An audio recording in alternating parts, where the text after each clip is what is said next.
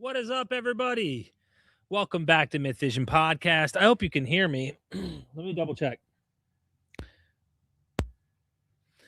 Okay, if you can hear me, press 1 in the comment section. Let me know that you can hear me. I want to make sure my audio is coming through. Everything seems to be good on my end, but you never, ever know. Anyway, I am pinning. Cool. We got some ones popping in. I'm pinning the link. I'm hanging out, man. I had to reschedule an episode. Our scholar, Dr. James Tabor, wasn't feeling well today. And I just thought, let me, hang out for a little while. I won't have endless amount of time out here. It got too cold last night to be hanging out until 9 p.m. in North Carolina outside, for me at least. But I will be prepared. I got my blanket till I can tolerate it and then say, hey, I'm going to go in. I'm not going to do what I did last night. Last night, I stayed up till 9 out here and went and unthawed in the shower. Felt like I was, it was definitely seeping into my bones. So I figure I'd do a hangout show with you. If you feel like coming and joining on the panel, you're welcome to do so. I will obviously vet people. Please be respectful. I don't tolerate any bigotry, any hate whatsoever, racism, anything. I'm not tolerating it, but I want to have obvious discussions with people and throw around ideas and just have a good time. There might be a few people who get in here and debates do happen, as long as there is not being like any derogatory abuse or anything like that. I can tolerate it. I'm a big boy, and I think many of you out there are big enough to handle that and stuff like that. So I really, really do appreciate everybody coming in the chat here, popping up, dropping comments already. Mandy Moorhall, the Satire King, Handsome Cat in the house first. I think Mandy beat you, Handsome, but you tried. You did try. Reformed Catholic Noahide says, Shalom, everyone. Baron, good to see you. Steves, good to see you. Axiom, Flight Risk, good to see you. Heretic. Officially Memes, good to see you here. Narcus. Hey, Derek. Is this Schmiegel? Schmiegel? I'm trying. Mark Antony is here. Oh, snap. Mark Antony in the house. Final Curse. James, good to see you, James. Feel free to pop on, brother. I'd love to have you up here. Be cool to have you help me out also, because it can be a lot trying to manage and make sure everything's good. Let me try and turn a little bit here. The sun is cooking. Fam. The sun is cooking. James! Hey there, how are you? Good to have you, man. Golly, I was getting really alone. I was getting scared. I mean, did you see me shaking and trembling all by myself here, James? Yeah, I saw you. See, your therapist called me and said, jump in there quick. He needs a lifeline. Be the wingman. Look, I'm trying to do these streams, man. I'm doing them every day. I'm having a hoot. I'm loving life. And we're trying to make the best of it. My mother-in-law is struggling, with her health, and all of that. And I'm here with my wife, and we're trying to see the glass half full. You know what I'm saying? Yeah, that's the struggle right there. That's the struggle. I want to give a quick shout out to everybody in the chat that I know and love you.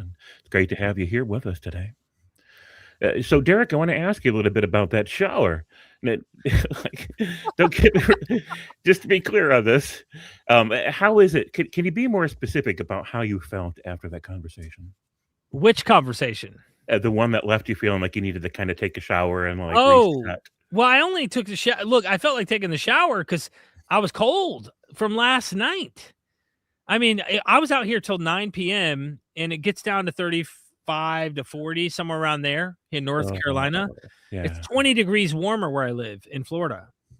So I get you. I thought that you meant that something about the conversation itself. No. All right, I got you now. Just I needed to unthaw. I needed to I was a popsicle freezing. I have this blanket out here. Mm-hmm. And the pool's behind me and it gets cold. So eventually I'm going to do get this thing and wrap it up over me. I'll figure out when I'm cold enough. I'm sure I'll find a way to survive. Just Henry follows Hashim. Henry, to answer that question, I have a video. I think I call it like my confession or something, but it's not exhaustive.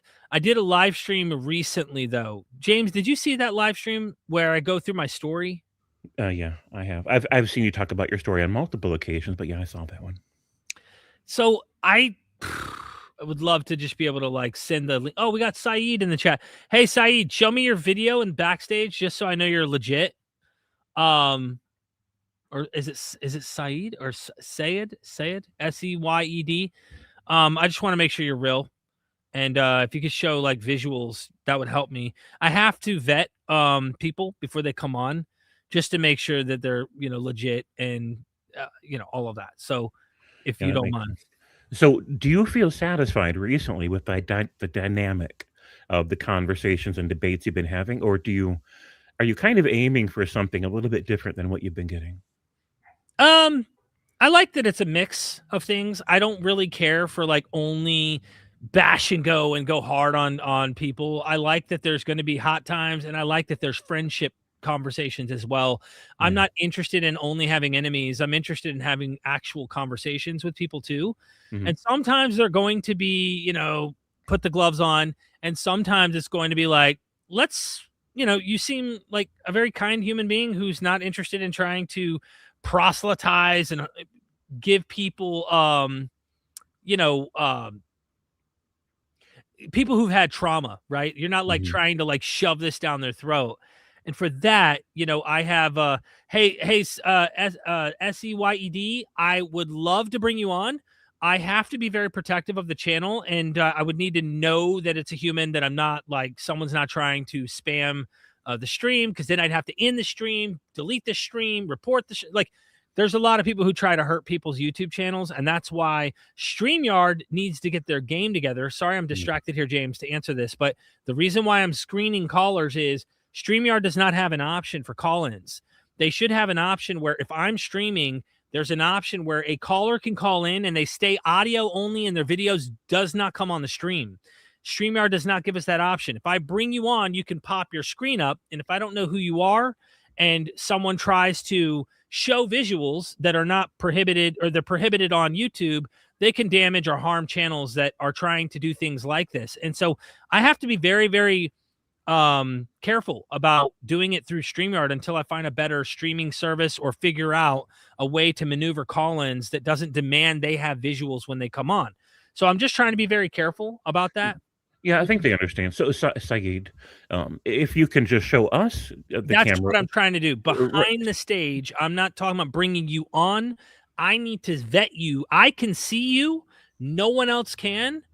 I have to vet that the people who are in backstage are real, legit people, even if they don't come onto the panel with their camera. So, that's why. So right. So nobody in the stream will see you. Only we'll see you for just a moment. Yeah, I just need to know that you're a legit person that has a real webcam there, and it's you're waving at me and you're like, hey, it's me, legit. If that's not possible, I understand. Maybe down the road when I get a call-in option available, you know what I mean. Like Mandy Moorhall, I know Mandy, and I know these people. I don't have to worry about it. There are people that I do, and that I don't know, and that's the only fear about YouTube. It kind of sucks that it has to be that way. But yeah, I'm interested in both debate and conversation. But I feel like if it just becomes only debate, then it becomes ego, and it becomes like only gotchas. And me as a human being, me offline, me as conversations we've had as a real human being who also was in many of the predicaments that many of the believers who do call in are currently in.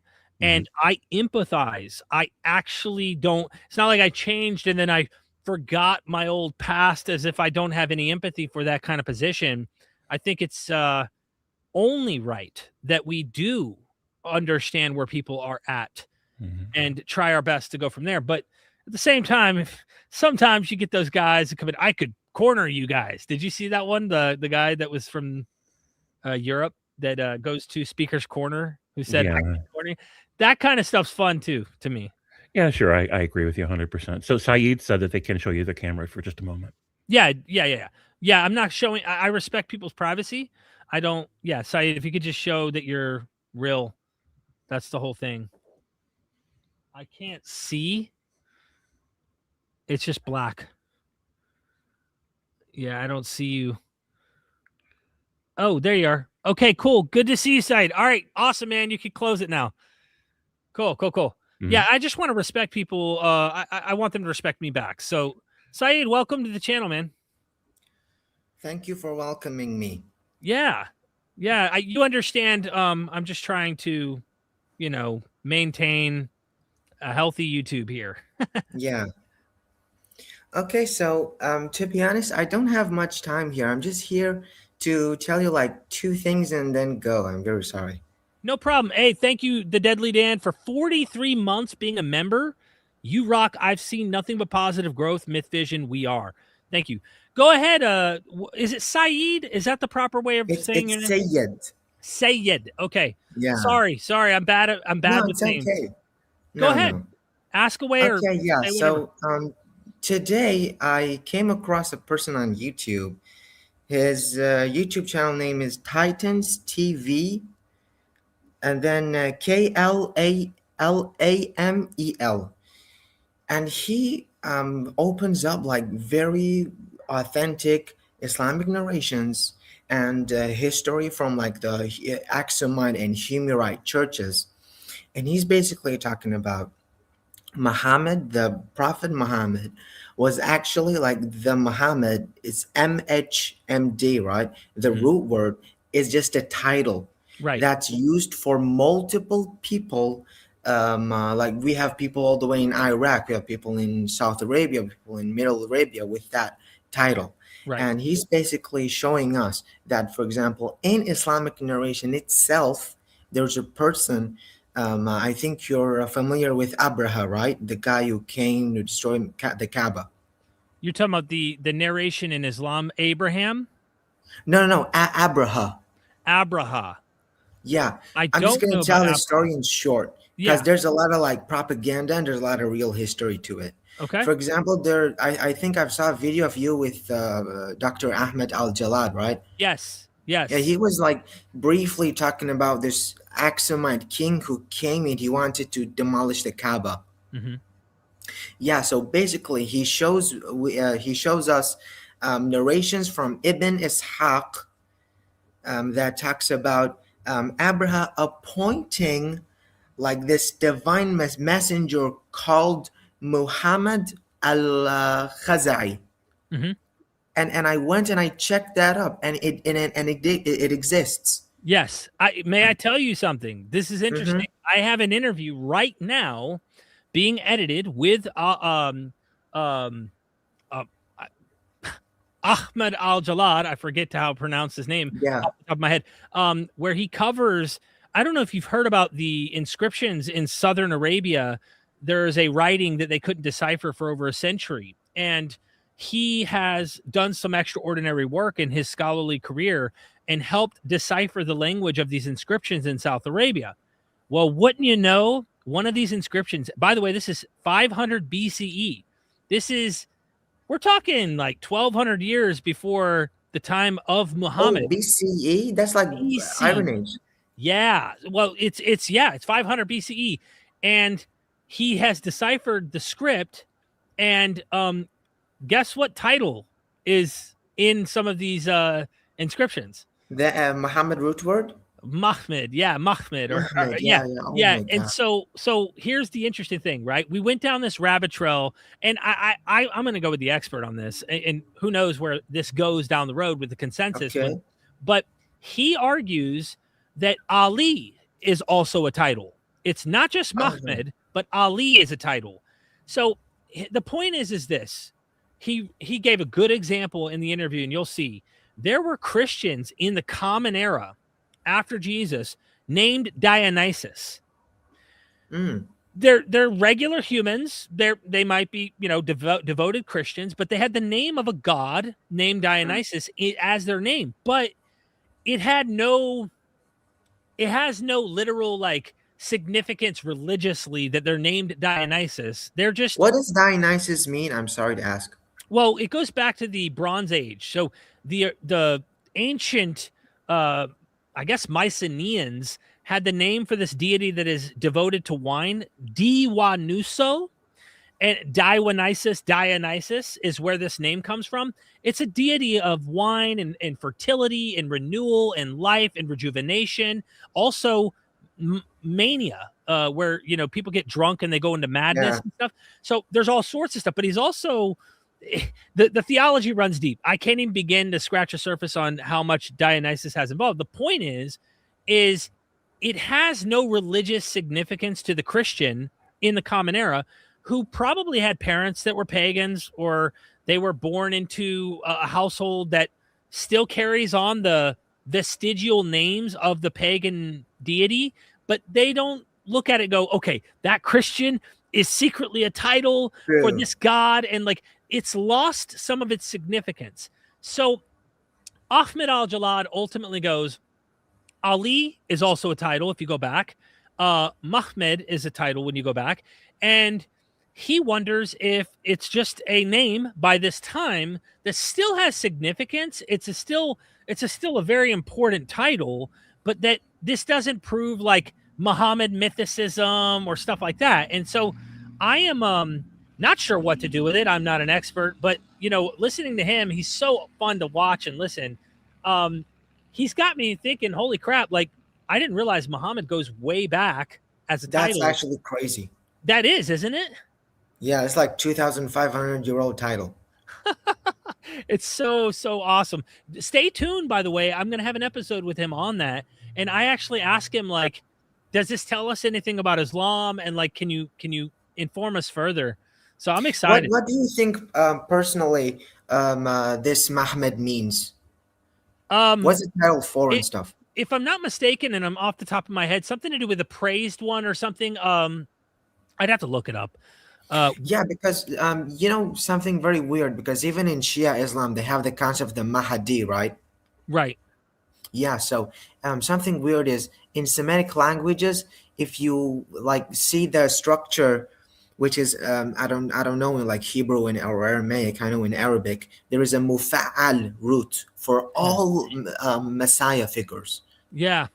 So, some for even example, thought that Muhammad might be Jesus. I'm not saying that's I'm not saying that's what scholars say, but like some have speculated that, you know, what's going on here. I don't know. And there's two, by the way, there's two inscriptions in Saudi Arabia in the Marib Dam that talks about the Messiah, but it replaces Messiah with the root word Muhammad.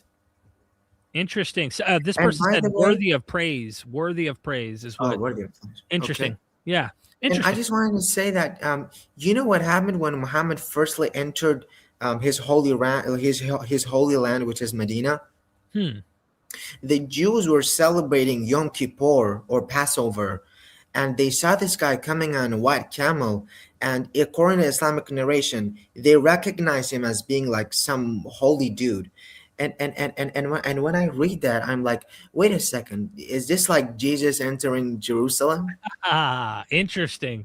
Yeah. I haven't read that specifically and tried to keep that in mind, but it wouldn't shock me. I mean, I think a lot of people act like they had no knowledge of anything, or they try to like make him so isolated that he couldn't know anything. I think the trade routes do go into these areas. I think they were hearing stories, and I see nothing wrong with that. I enjoy that. What gets me is when there becomes a superiority complex. We are the best and everyone else is, and then it's like I don't know, it's like shame everyone else's position to make mine right kind of thing, when all positions, in my opinion, have problems. So, you know, we're human. I agree with that 100%. I've even seen atheists do the same thing, right? It's always of course. Reformed Catholic Noahide over there in private chat is waiting. And I'm sorry. Can I see a video of you? By the way, Syed, is it Syed? Yeah. Syed, yeah. Syed. Did you have anything else you wanted to say? I don't want to like clog up. No, really. I don't really want to waste time because there are other people, right? Thank you. Yeah, thank you so much. absolutely. Thank you for the question. And Yeah. it's And really just before I go, because I'm also trying to like work on a YouTube channel. My new video talks about prophets who challenged Muhammad in ancient Arabia. I'm gonna have to watch that. I like stuff like that. And Awesome. Is I your YouTube actually channel under your name? Huh? Is it under your name? Yeah. I will send it in private chat. Awesome. Please Okay. do. Yeah. In my video, I introduced characters which I don't think you're familiar with. There's a kid called Ibn Sayyad who goes to Muhammad in front of his face and says, "Do you witness, O Prophet of Lord, that I am a prophet of God?" Mm-hmm. That is weird because we have kids claiming to be prophets, and we have old people claiming to be prophets. We have kings all the way up in like the Hormuz Strait and all the way down in Mandib. I mean, there are like 6 different prophets claiming to be prophets, and according to Islamic history, there were 30 people who were claiming to be prophets after the death of Prophet Muhammad. Interesting. Yeah, send me that in the private chat, or even go comment. Go talk to people in the chat if you can. They'll go subscribe because I like historical stuff like this. Thank you for joining me. Thanks so much, man. I don't want to waste much time. That was all. No. Thank you so Thank much. you, Sayed. Thank you. God bless you all. You have a good one. That was fun. Awesome. Reformed Catholic in the house. What is up? Hello? Hey, welcome. Yeah, I can't hear you. Can you hear me, James? Yeah, I can hear you just fine. I can't hear. I can hear you, James. I can't hear Derek. That's weird. Yeah, I'm not sure what to think of that. I don't know what's going on. So we can both hear. We can both hear Reformed Catholic. Yeah. Yeah, I can hear him, and James can hear me. I'm gonna log out and come back. Okay, come back, my friend. All right. Right. So Danny, what up? Hey there, Danny. Hey guys. How are you? First of all, thanks for having us. Love you, Derek, and James. Pleasure to have you on here too, brother. And you totally gotta do like a interview with Saeed sometime. Like he seemed like he had some really cool stuff to talk about, which I think could be cool to explore. Absolutely. I got like 5 minutes, so I'm in the middle of work. I just took a quick break, but I wanted to say, I love what you've been doing, Derek. And I think that as we're trying to uncover the different layers of and recreating what happened to create the New Testament literature and and so forth. Something that I've been really looking into is kind of just like these early political movements between like the Pharisaic groups that where some people think created the Pharisees, and like the Essenes, and the Herodians, which I think might have a major influence on how we got the Gospels, and kind of the recreation of the group of people that Jesus represents, if Jesus was a real person or not. I still think there was a group of people that he represented, and that history was kind of built on. I will say this. I got this awesome book. We're going to it's Sunday. This Sunday, we're going to be talking about this book, the First Century Radical. By the way, thank you for the compliments. Again, I didn't want to interrupt you, but look, this book has a construction of Jesus, son of Joseph, as a radical. I can't even say the word on YouTube without demonetization. The capital T word. He was a violent. He got himself killed, according to this guy, for being violent, not for saying niceties. And he gets into the weeds in this. I love these kind of interesting hypothetical like ways of looking at Jesus and going, look, are there clues that this guy wasn't just a nice turn the other cheek kind of guy? Like, is there some clues in the text that maybe, just maybe, Peter cutting off someone's ear with a sword, maybe go gather swords, maybe the cleansing of the temple scene was much more than just him saying, no, you guys are being unfaithful with money. Like maybe he's actually causing an insurrection. And so one comment on this, I don't know why I went with this when you just said that, but I'm thinking of like different Jesuses that scholars have constructed based on data. And this is one I just think people sleep on, because it's a really interesting one to think about, especially if you add in when Matthew rewrites Mark, because he fixes Mark. He's not a fan of what Mark does. When he does, you know that interesting Barabbas story? Yeah. In that story, Mark, it says Barabbas was, a murderer who was part of the insurrection. He was a lestes, or a lestai, and he erases the insurrection scene when he rewrites Mark. And this is something that a lot of scholars have noted in their commentaries on Matthew.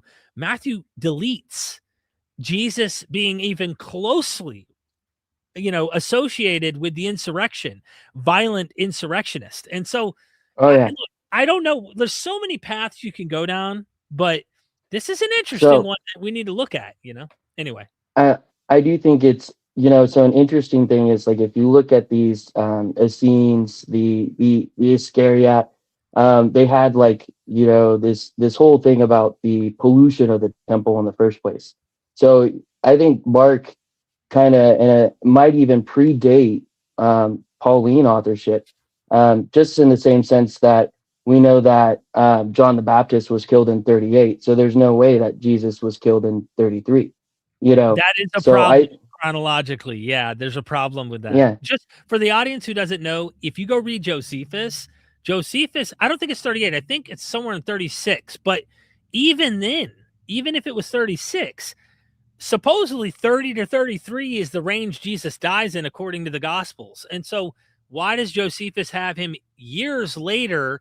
By the way, John the Baptist in the Gospels dies, and I'm just saying Gospels plural because in all of them he dies before Jesus. How is it Josephus has him die after the time that the Gospels portray Jesus supposedly dying in? Like, the chronology seems to be off. Something's up.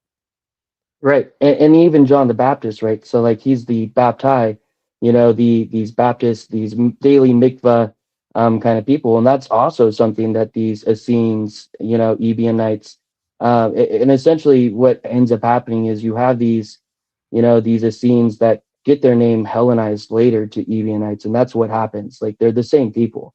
Right. And I think, it's like you get all the picture work of, like, there was a real group of people. But it seems like they want to, in a sense, rewrite their history to include only these Pauline kind of churches, which I think might be because there was Herodian influence. Gotcha. Yeah, I don't know about. I don't know too much about Herodian influence, and maybe that's something I need to look into more. And then, if you have some scholarship, Danny, I see you all the time in the chat, and thanks for coming on the stream. Email me anything you find.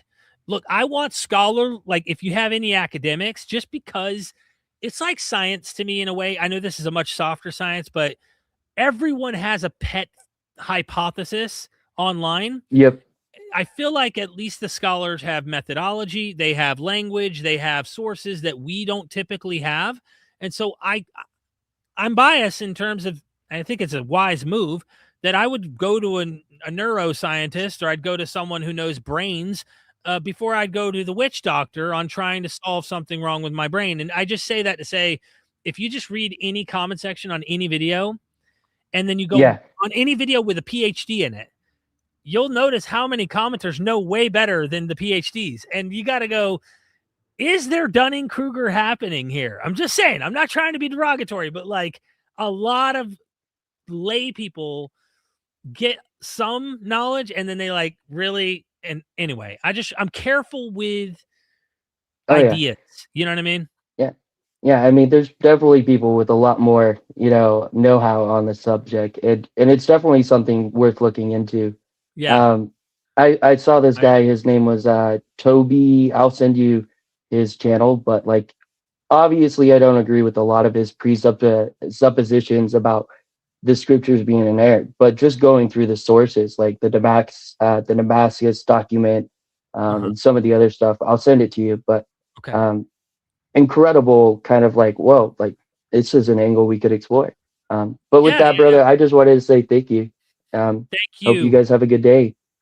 Danny, you rock. Thanks for showing up. Email me anything you come across that might be an interesting rabbit trail. And thanks for coming on. I've got other callers hanging out. We're just going to try and take one at a time. I don't want it to end up like it did last time because it got a bit chaotic and it was a lot of people. So James, comments. Thanks for hanging out, sidekicking with me, by the way, during the stream.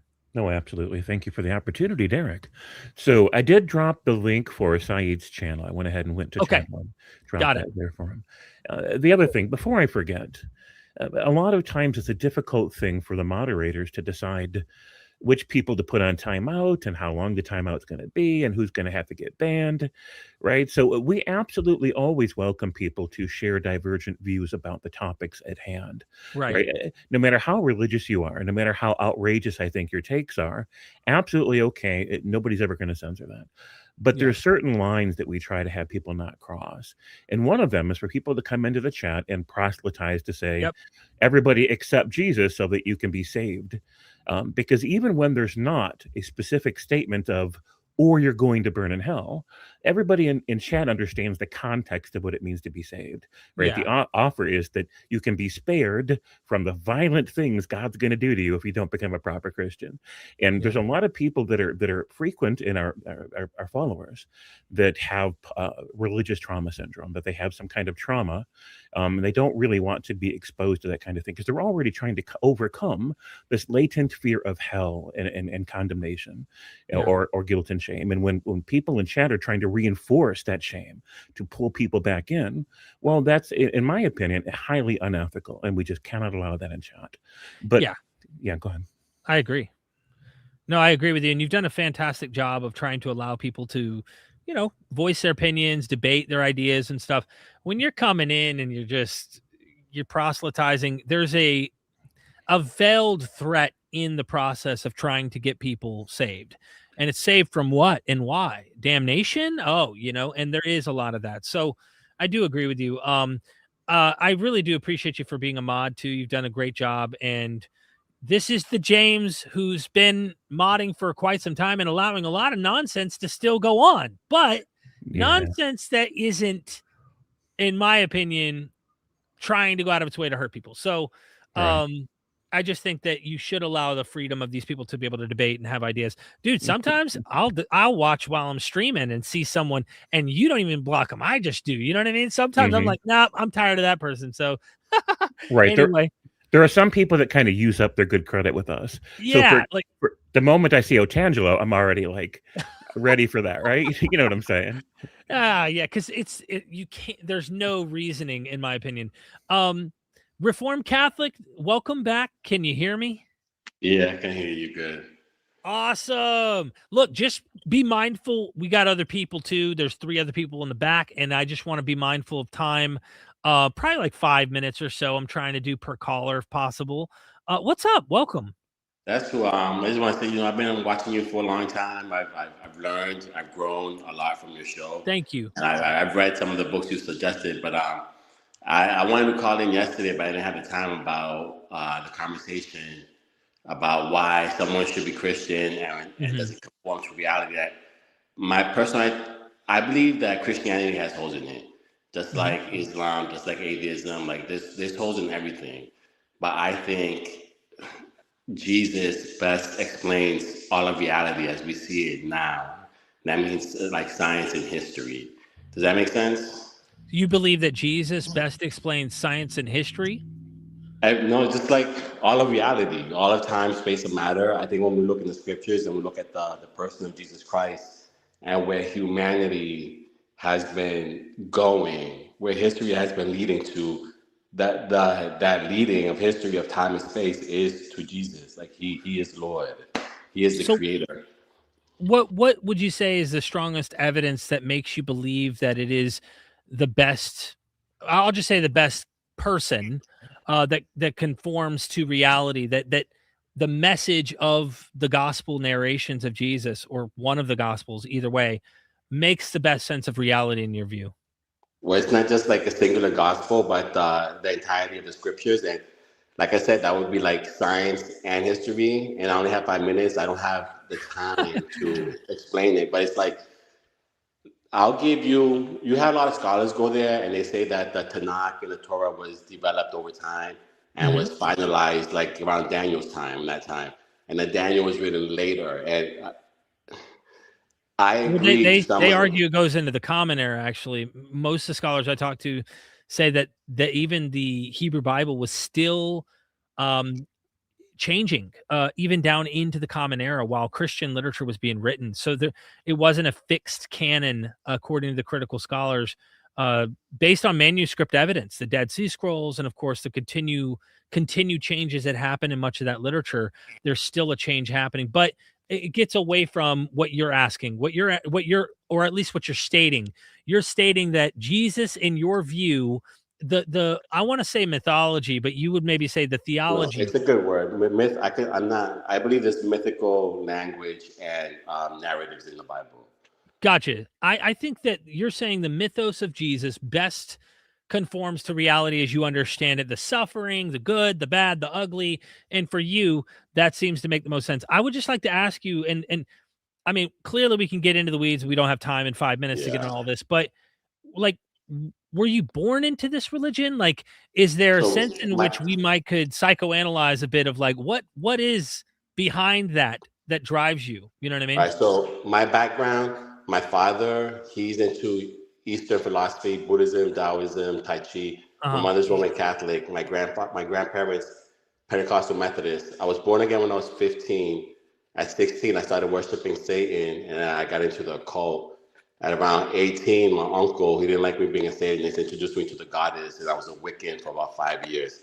And after that, I got born again, and I was a charismatic, crazy, word of faith Christian. Now, I'm Reformed Catholic. No, that is what I am.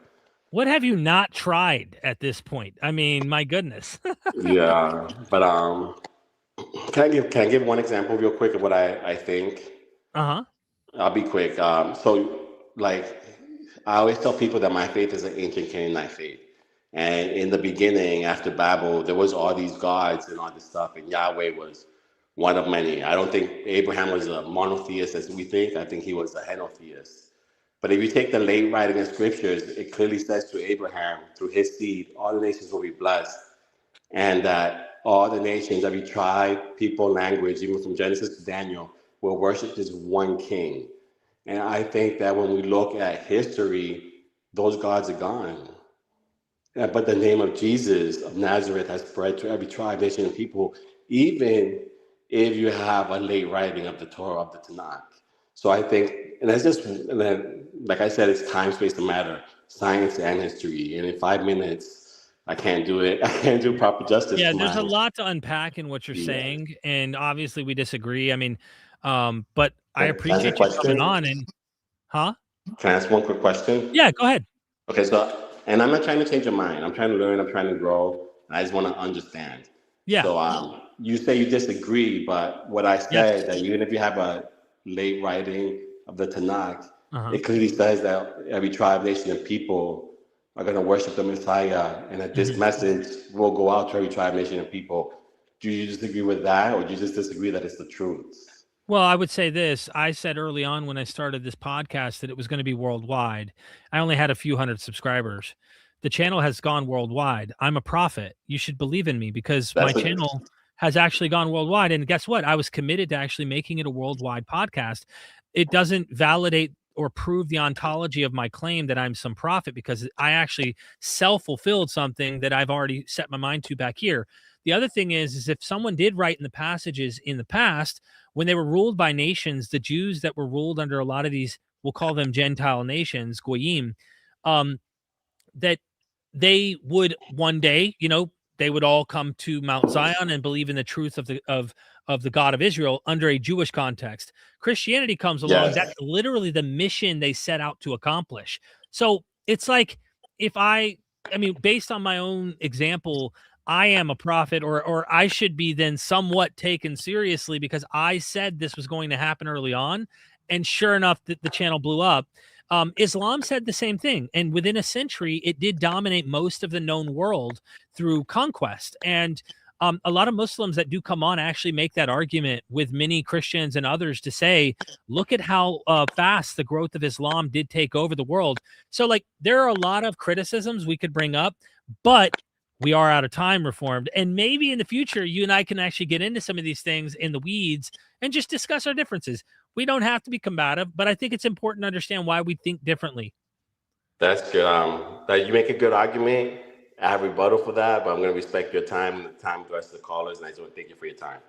Thank you. Look, I plan on doing these more often anyways, so I thank you for being polite and hanging out, even if we aren't on the same page about it. Thanks. All right, peace. Yeah, have a good one. Right. I think it's important to also notice all the different religions and sects that also predicted that they would endure and spread and didn't. Right. If you play the lottery often enough, somebody's gonna win, and so it's just a mathematical fact that we're going to have religions that endure over time. True. Victor Engelman, how did I leave you hanging? Anybody who super chats, you keep the lights on here. We really appreciate it. Thank you so much, Victor. And by the way, for those who don't know, who Victor is, we did a live stream on hell, the origins of hell, going back to volcanoes. Some scientists actually wrote a book about this, why the devil smells of sulfur, and the idea of hell coming from the natural phenomenon we call volcanoes. I find that fascinating. Just in between callers, I think it'll be important that we make sure we're mindful of any super chats. I never mean to leave anyone hanging on super chats. And so thank you, Victor, for the super chat. We're going to take our next caller. James, are you hanging out with me for a little while? Yes, for as long as you need me here, I'll be here. Awesome. If we get pretty busy with lots of people, then I'll bow out. But No. I'm doing one at a time because it got a little chaotic last time, and I want to like people talking over, and it gets a little too disruptive, and I prefer to have a little more control. Plus, if something did get out of hand, I'd rather make sure that it's easily manageable. Mhm. So yeah, and I appreciate you being my wingman here. Roku in the house. Good to finally meet you. Roku.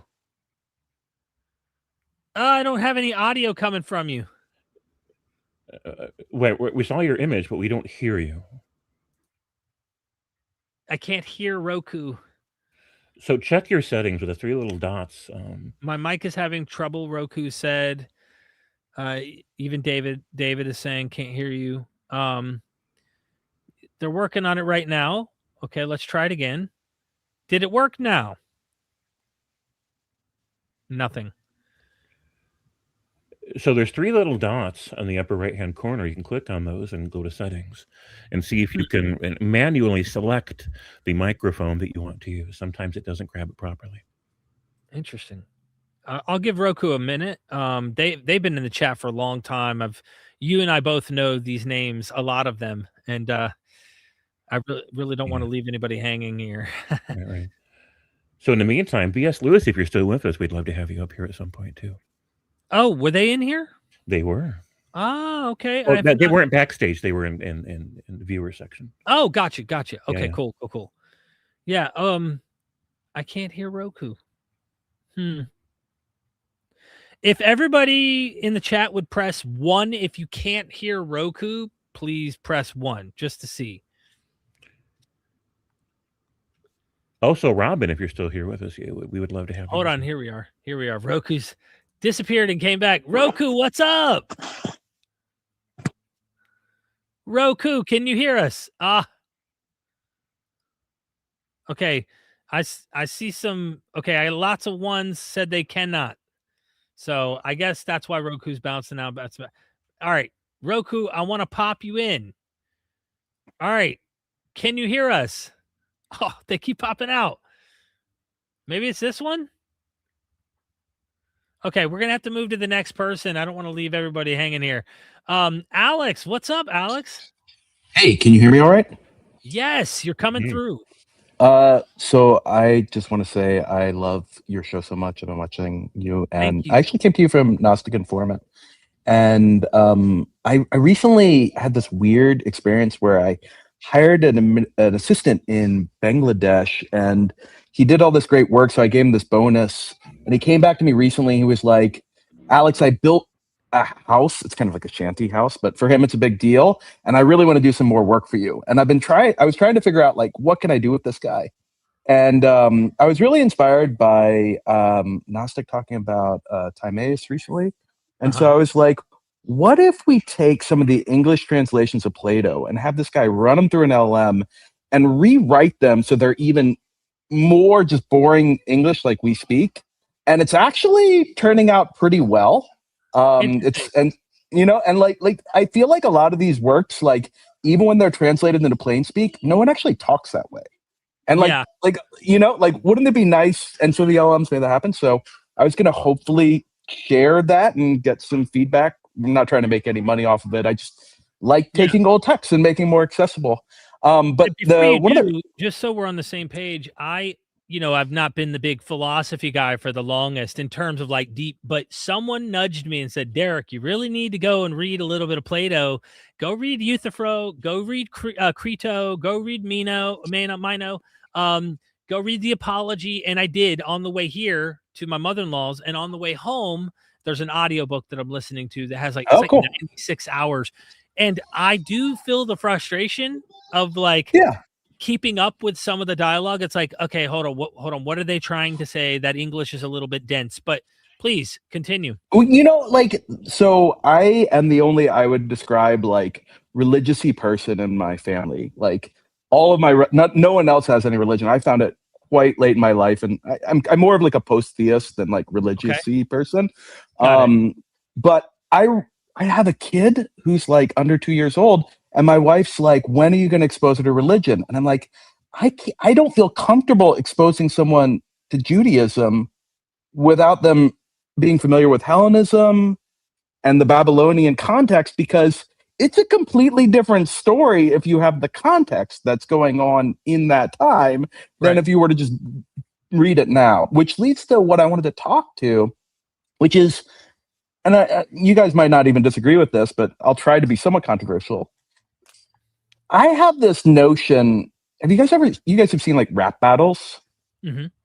Mm-hmm. That's kind of my conception of Judaism. It's like this crossroads country where there are all these people coming through.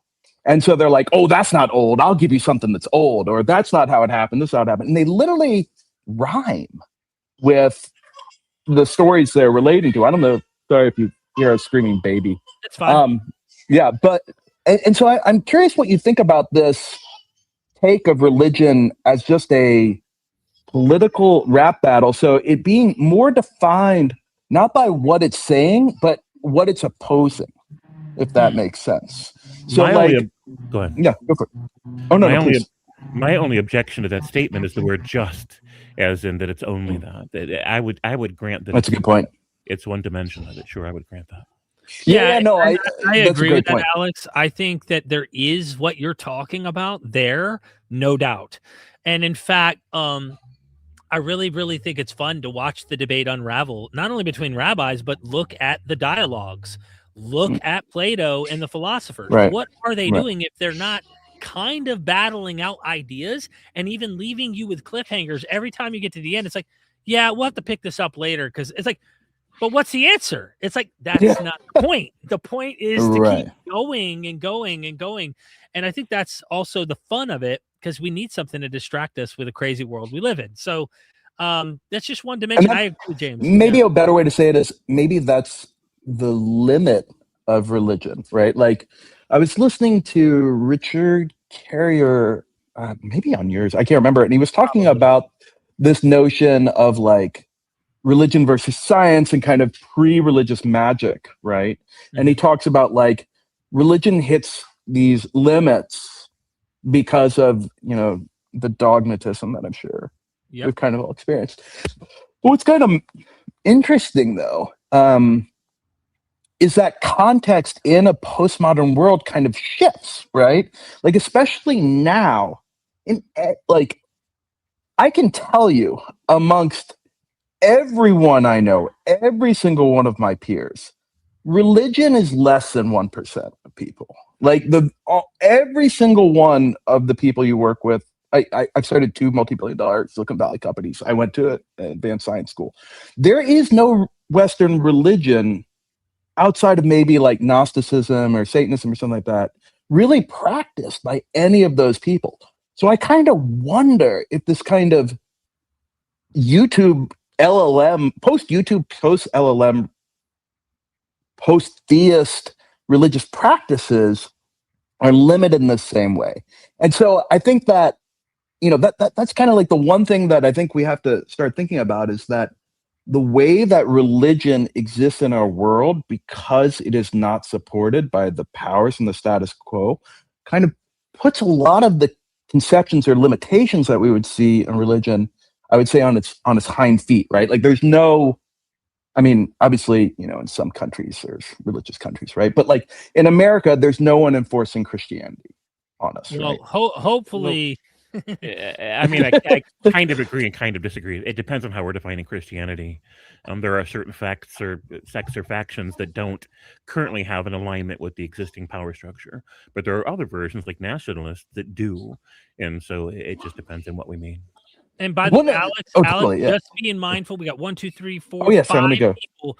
So if you want to just say one more thing, if you don't mind, just because I want to be mindful of the guests that are waiting. I think that's it. Those are the 2 points. I'm gonna just tweet out once again. You guys can see responses to Gnostic Informant, the Google Drive link of Plato as I'm going along, and we're gonna have hopefully people can comment to say like, this makes sense. This spoke to me. I understood that.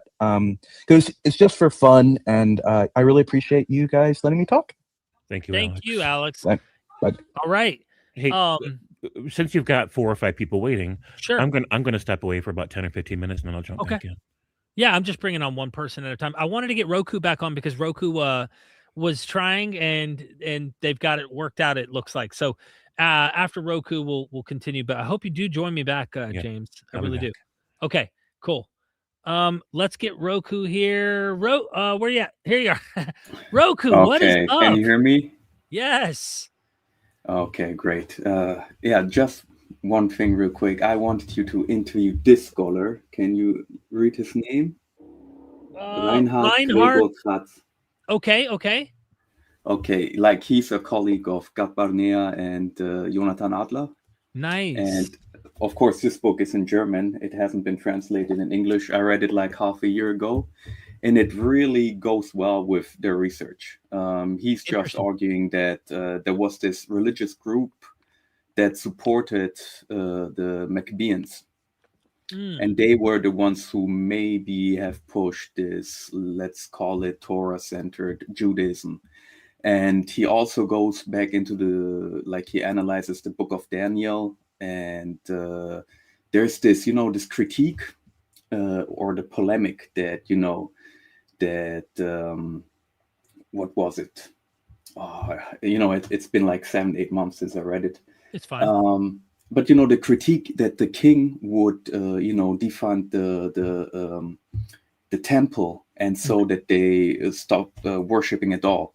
And right. This polemic, it was also used earlier by non-Jews, like I hate using this word pagans, to make kings look bad, but it actually doesn't make any sense because the king, like the rulers, in this case it's the Ptolemaic rulers in Egypt, would never do that because they get money from it.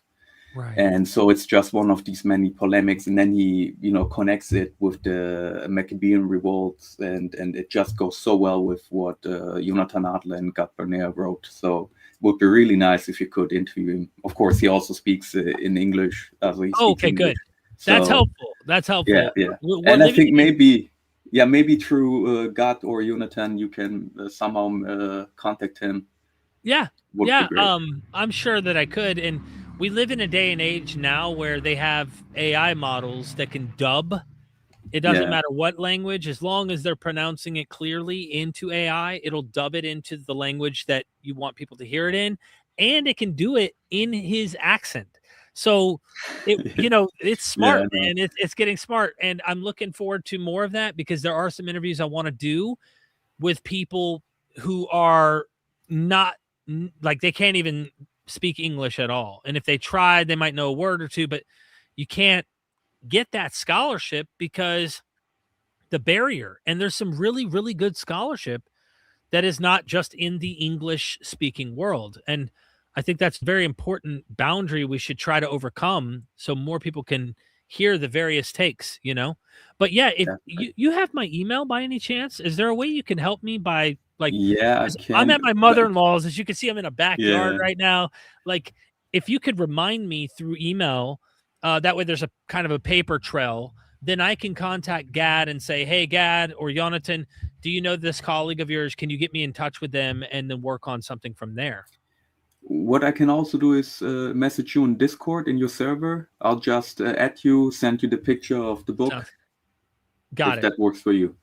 Yeah, definitely. And besides that, I'm really thankful because, you know, I started theology. I finished my master's degrees last year. And, you know, watching your interviews and, of course, also the interviews that Neil does, like really keeps me, you know, like studying, even though I'm already done. And I'm thankful for that, even though I lost my interest in Christianity like a long time ago already. But the philosophical aspect and theological aspect is like, it's still something that interests me. Just so I understand your background, you have a master's degree. What are you studying? I studied theology. Theology. Okay. Yeah. And you got your master's in that. Are you planning to go the full PhD? No, I'm still living at my parents' home, and I'll turn 30 in 11 days, and I really want to just move out. I want to, you know, I'm working right now at the airport where I'm at, and want to earn money, and then just, you know, become, you know, live on my own and grow up. Congratulations. 30 years is tough to make. You know, Jesus barely made it. You know what I mean? So, kidding. Yeah, look, write me on Discord. You're in the Discord that I have. And also, if worst case scenario, you can private message me there or email. Either way, I'll try to get to it as soon as I can. And shout out to the earlier guest. Here's a statue of Plato. Gotta have Plato, man. Gotta have. Yeah, thank you, Roku. Appreciate you fixing the camera and coming on. Yeah, no worries. Take care. Right. Bye-bye. Have a good one. You too. Ciao. Bye. All right. I am going to check the chat real quick before we bring our next caller. I don't want to leave anyone hanging if they had a super chat or something like that they wanted to throw up.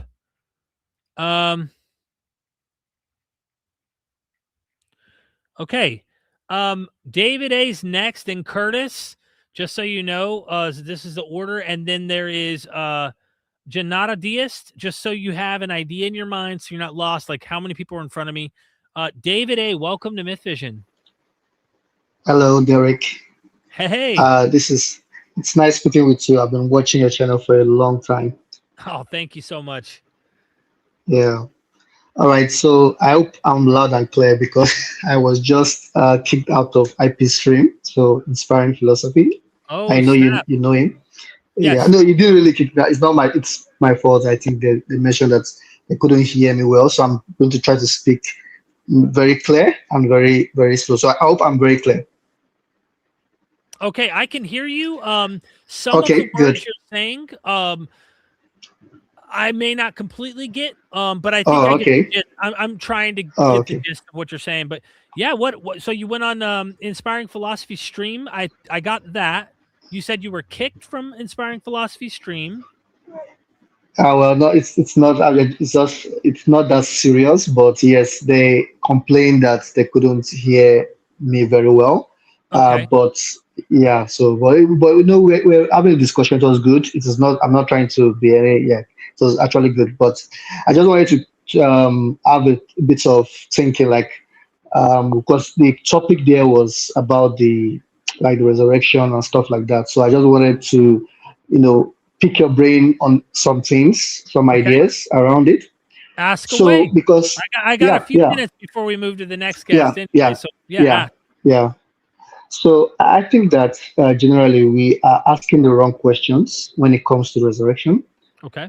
Because I know that I'm sure you agree with me to some extent. I think that the Gospels are not reliable information because by the time we have the Gospels, a lot of things have changed from what the likes of Paul or Cephas believed earlier. I think they're starting to mythologize.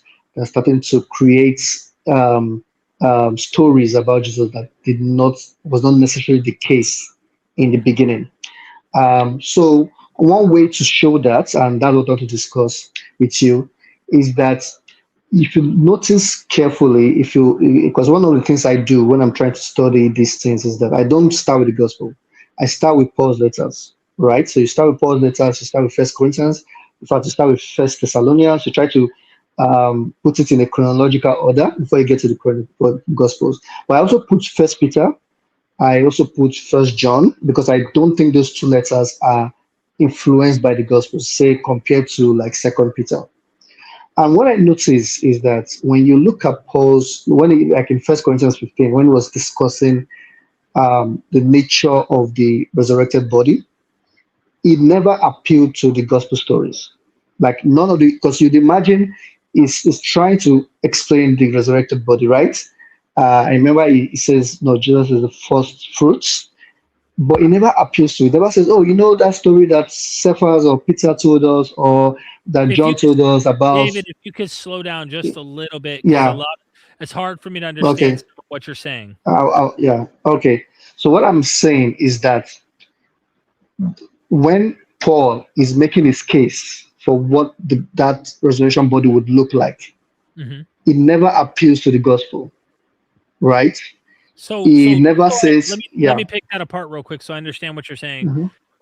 You're saying the way that Paul in 1 Corinthians 15 describes the resurrected body is very different, what you're saying, from the Gospels. Not yes, it's very different one, but I think what is surprising is that he never even appeals to it. Like I think he has no idea that those stories exist. Yeah. Do you understand? You're exactly. saying Paul doesn't even have those stories. Got it. Exactly. It doesn't even appeal to those stories. Yeah.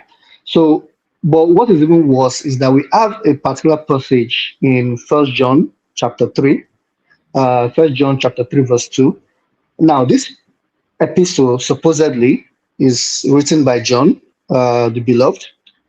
But in that, I don't know if you have it Bible closely, but if you open it, you see that it says that what Jesus looks like or what he will be. So it's basically talking about his second coming or his resurrected body, that it has not been revealed. That is, we don't know what it looks like. That we would see it when it comes, because it's talking about the second coming. So this is supposedly the same John that, in the Gospels, they had Thomas. Jesus invited Thomas to touch the wound and all of that, and they were with, according to Acts, they were with Jesus for 40 days. But yet, this is the same guy that's writing, and he's saying we don't know what he looks like. We have no idea because it has not been revealed.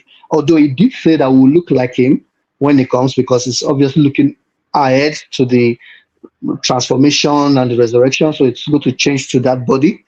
But at the point where he's writing this epistle, he has no idea what it looks like. Okay. And I think that is very, very interesting. So the fact that you're saying we don't know what it looks like, the pneumatic body, because we don't know what that looks like, that is contrary to what we find in the Gospels as we see 100% the narratives. Okay. Yeah. And did you try to say this on Inspiring Philosophy? I couldn't get there. I didn't get to that point. I almost couldn't get there. I'm not gonna lie, David. You got an accent that's harder. It's hard to slow. Yeah. But there is a scholar. Look, I really would have to go dig back into 1st, 2nd, and 3rd John, but Hugo Mendez has a lot of interesting work right now going on with 1st, 2nd, and 3rd John and the Gospel of John that I'm really into, cutting edge stuff. But yeah, it is interesting that the appearance doesn't get described. What is this supposed to look like? I believe I've got an episode coming up that I think you'll find very interesting with James Tabor. He watched my parts of my stream yesterday when we went into what kind of body, what was this resurrected Jesus supposed to be understood as? And I don't want to straw man his view, but I believe he would argue that it was supposed to be luminary, like the stars. The stars are luminescent. They're bright light. So Yeah, that's kind of contrary, if you ask me, from the gospel. exactly. And Yes. there's different conflicting views, and I find that fun personally. Mhm. 'Cause I don't have to defend a theology, you know. Nope, this book says that. That's, you know, I like to try to see if they have connections, but I also don't mind if they don't. I don't mind. It doesn't bother me. But David, I have more callers, man. I don't. Yeah, no problem. No problem. Yeah. We will do this again. We will do this again. And email me, by the way, if you have any insights or something. Email me, and I'll be happy to read what you send. Okay, no problem. Yeah, I don't have your email, but maybe you can send it somewhere. I'll put it in the private chat right now. Yeah. Okay. I usually have it in my descriptions, but it is mythvisionpodcast@gmail.com and I'm not going to type this out, Derek@mythvisionpodcast.com. So, but I put it in the private chat for you. Thank you very much. Thank you, David. Have a good one. Bye. Bye. All right. Am I leaving anybody hanging here? Just making sure nobody's left hanging. Okay. I like to double check before I bring another guest on. If anyone super chats or anything like that, don't want to leave them hanging. And Curtis, what's up? Holy shit. Hey, I'm on. I'll call you back. Welcome. Hello. Hey, how are you? Good. Good. Welcome, man. You have anything you want to ask, or where are you at? Are you in a tent? Yeah. Well, I'm outside too. Right, I live in a tent right now. Isn't this crazy? Like, there's one wow. Tent. It's like, let's get this stuff off here. I got like, that you could stand up in your tent. Yeah. Oh, you got a maid in the shade in that tent. I just get like a little bit of a leak sometimes, a bit, or like my shoes kind of tracking some water, and I don't really like the ground is like pretty dirty. Yeah. But like, I don't know, maybe I'll get like a little mat and I'll put it like right here, or I'll put a blanket right here, and then I'll have like one little space where I can put my feet, naked on the floor. Curtis, you're hanging out, man. We got like a few minutes here. What do you want to say, man? It's good to have you here. Have you ever heard of Cascadia? Cascadia. I don't think I have. Dude, it's just become my like everything, man. Should I Google it? Cascadia. How do you spell it? Look up Cascadia Independence Movement or Cascadia Bioregion. Independence. It's like it's not just a place, it's a state of mind.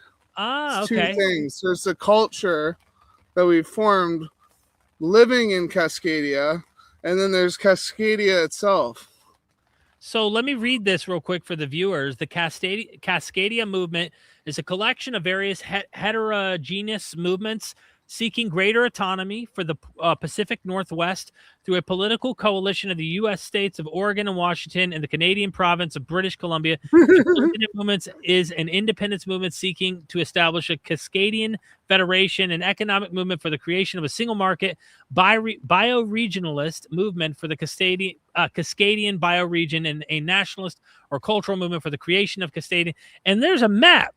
So this is your map right here. Yeah, and then dude, like right when fucking COVID shit came out, I was like so CPTSD'd. My ADHD was just like maxed out, and I was like looking at it like no one's calling me on Craigslist for my contracting services. I'm like, I'm done. Like, I don't even know what I'm gonna eat for dinner tonight with my dad, and like I went to ICE for 11 days. Like, I went to the border and I declared independence, and I was like, I'm laying a counterclaim to Cascadia. Are you doing okay though? Are you doing okay? This was 6 years ago. Oh wow! So you've been like surviving, like literally. Like, I started my like major recovery in the beginning of 2025.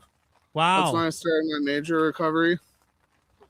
But it was like CPTSD, and they kept diagnosing me as like. They started off like when I came back from the border, and like literally I got broken out by like ICE like supervisors. Like, it's actually Wow. incredibly illegal what they did. That's what they told me. That 2 things. There was they let me call my mom. There's no phone in ICE, man. Oh. Yeah, and they let me call my mom off my phone on their cell phone in the middle of the jailhouse. And they're like, they scanned, looked to see if anyone's watching, and passed it to me, like, right on camera. And, like, I called my mom. I told her, like, hey, this is where I hid my IDs, you know, like, in the back of, like, a laundry machine, like, in the house in case I get raided or something. Like, a mutual area shared between the landlord and us. Yeah, and, like, that's how, like, fucking tweaked I was on this. I was like, if I get raided after, like, I don't know. So, yeah, she brought me my IDs to the border, and she had to do it exactly by 8 a.m. or the Canadians would not let me back in. Damn. Well, look, Curtis, I have a limited amount of time here. And but I started a site called kingdomofcascadia.com. It's still being built right now.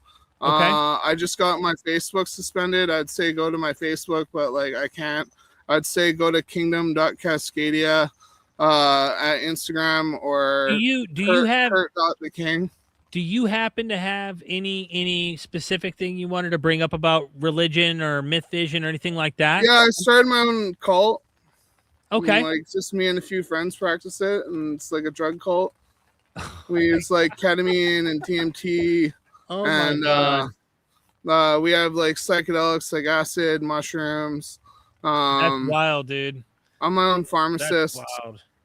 Yeah, I don't look. I'm not promoting that, man. I look for people who might want to do that, but, like, I can't. But I have, like, native I have shamans 11 years. that I work I have, with too, I have do the 11 DMT and years. peyote. 11 years off heroin here, man.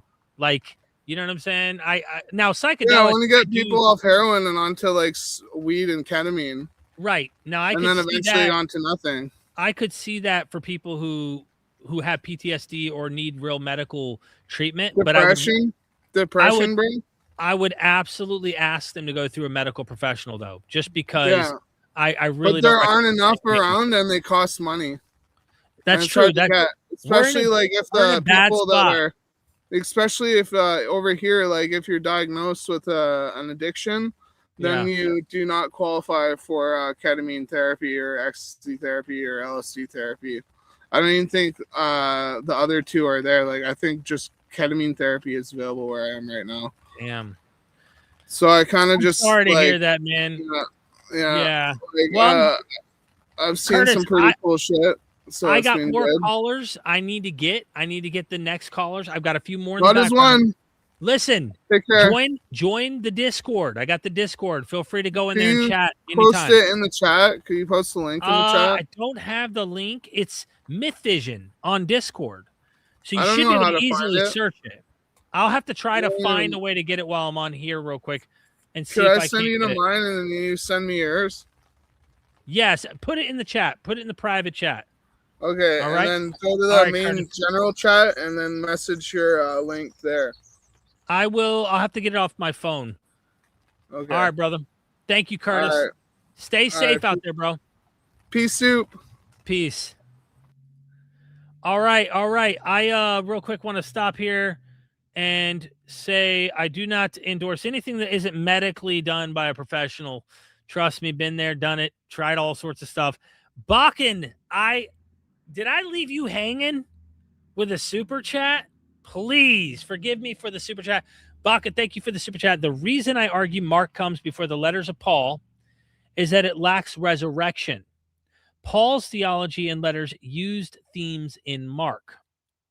So, most of the scholars I know do the backwards. They think that Mark's using Paul's letters. I don't know. I'm not sure what the answer is here. I do think no matter what you do, you can't get away from Paul and Mark having some serious overlap, that one seems to be dependent upon the other. James, what's up? Welcome back, James. Thanks. Hey, and I mean, no offense, Curtis, on telling people to go seek medical professional help and not doing that kind of stuff on their own. Been down the dark path myself, and I think that I went through this whole like hardcore abstinence position at one point too.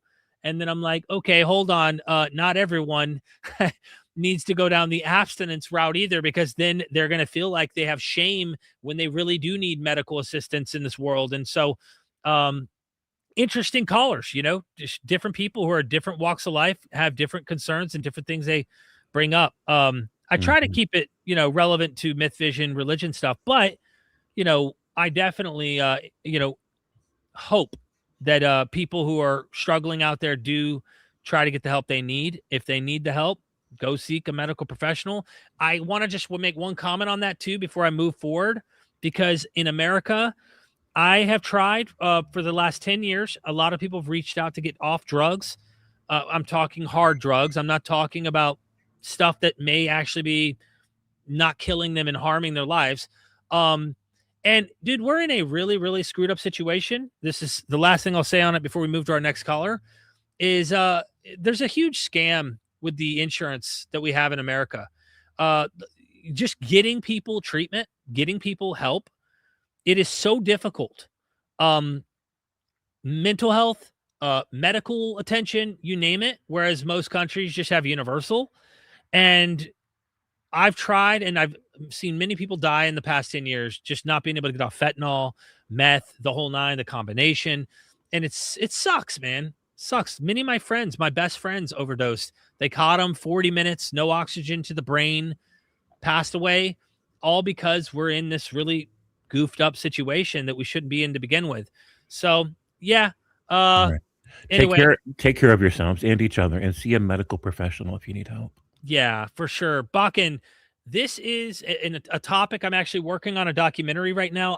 I'm going the other way, the consensus way that Mark is using Paul, and I'm hoping that elucidates some. But either way, if you don't agree with the chronology, you'll see some evidence that connects Paul and Mark in I think, a very convincing way.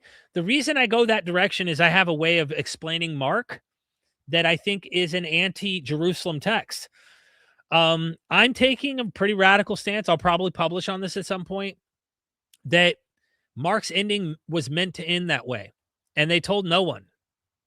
The 12 didn't get the message. And part of me is going down that path because the Gospel of Mark endlessly says they don't get it. And so it's a hypothetical, but I do wonder if at the end of it, the whole point is they don't get it. But there is one who does, the Apostle Paul. You know what I mean? Mm-hmm. Anyway, we'll see how that one pans out. Maybe I can get some people's thoughts about that when I do publish it. The next we have up is Janata. I'm probably butchering these names. Forgive me. And then we have Dark Light Delirium, and we have some other guests also after that. So welcome to MythVision. You're muted.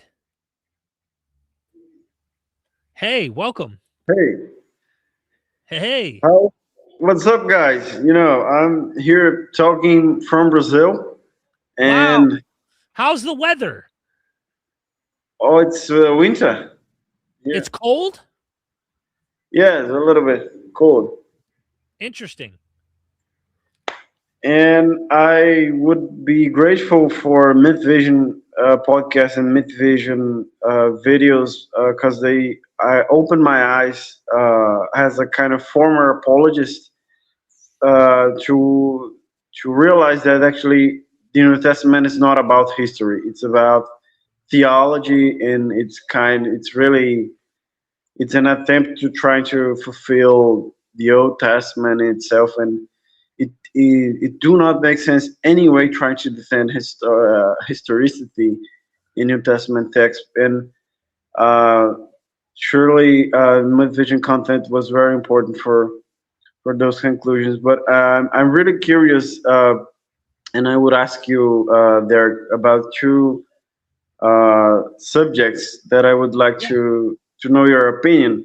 Ask away. Well, the first one, it's why you never trying to contact a Christian apologist that for me is actually the only one that here takes seriously mythicist texts, that is J.P. Holding, James Patrick Holding. He's a guy that is really read about his work. I guess his work has he works in a library of a university or a seminary, but he really is a guy that really thousands of books and wrote extensively about mythicism Yeah. and so Yeah. on. I know tectonics.org, right? Right. And you know, there's no other Christian apologist that really would not be. I guess he's the most specialist in mythicism from those guys. So I would be really, exciting if he would appear in MythVision sometime to discuss mythicism and mythicist points. And the second subject, I would be curious about your opinion on the Tacitus quotation that how you take you just think that it's more probable to be an interpolation, or it might be just irrelevant because the content is not based on research and eyewitness so on. So that is my curiosity. I would need the Tacitus specific quote. From what I understand, there is a debate. I know that Richard Carrier, in his latest book that he wrote, is actually combating some of the scholarship on Tacitus. They think it's authentic. They don't think it's interpolated. They do think that Tacitus may know of Christian tradition. Is this the one that talks about, and correct me if I'm wrong here, James, maybe you know off the top of your head, is Tacitus the one that actually talks about Christus? I sure think so. Let me work up. Get me. Well, I guess this in these words is Suetonius, but Tacitus mentioned it's more like it's futurated by old Christian tradition from the late first century of the Gospel, I guess. Yeah. So let me see. So you have the Annals 1544, which is written in 116 CE.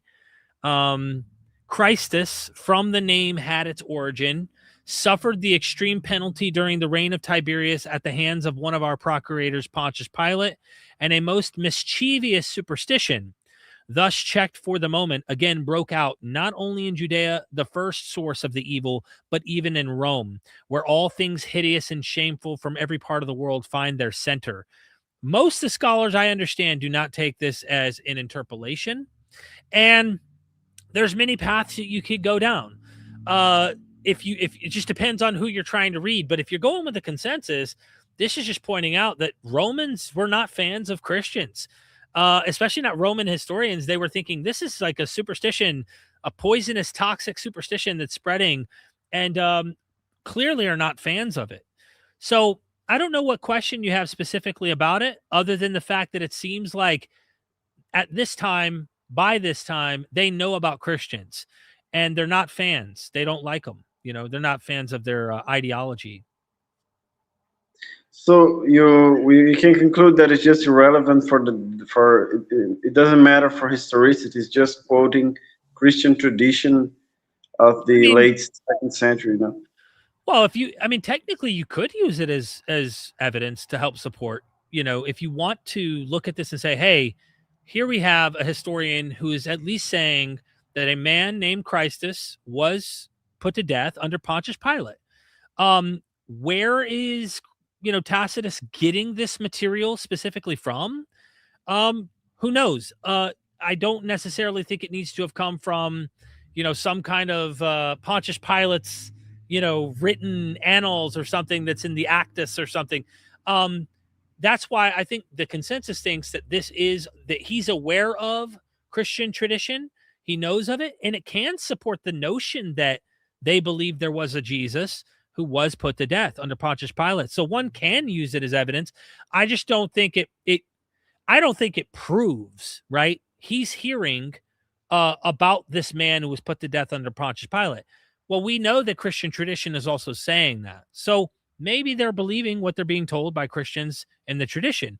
I would just need better evidence by a scholar to say Tacitus got this information from a completely independent source apart from Christians.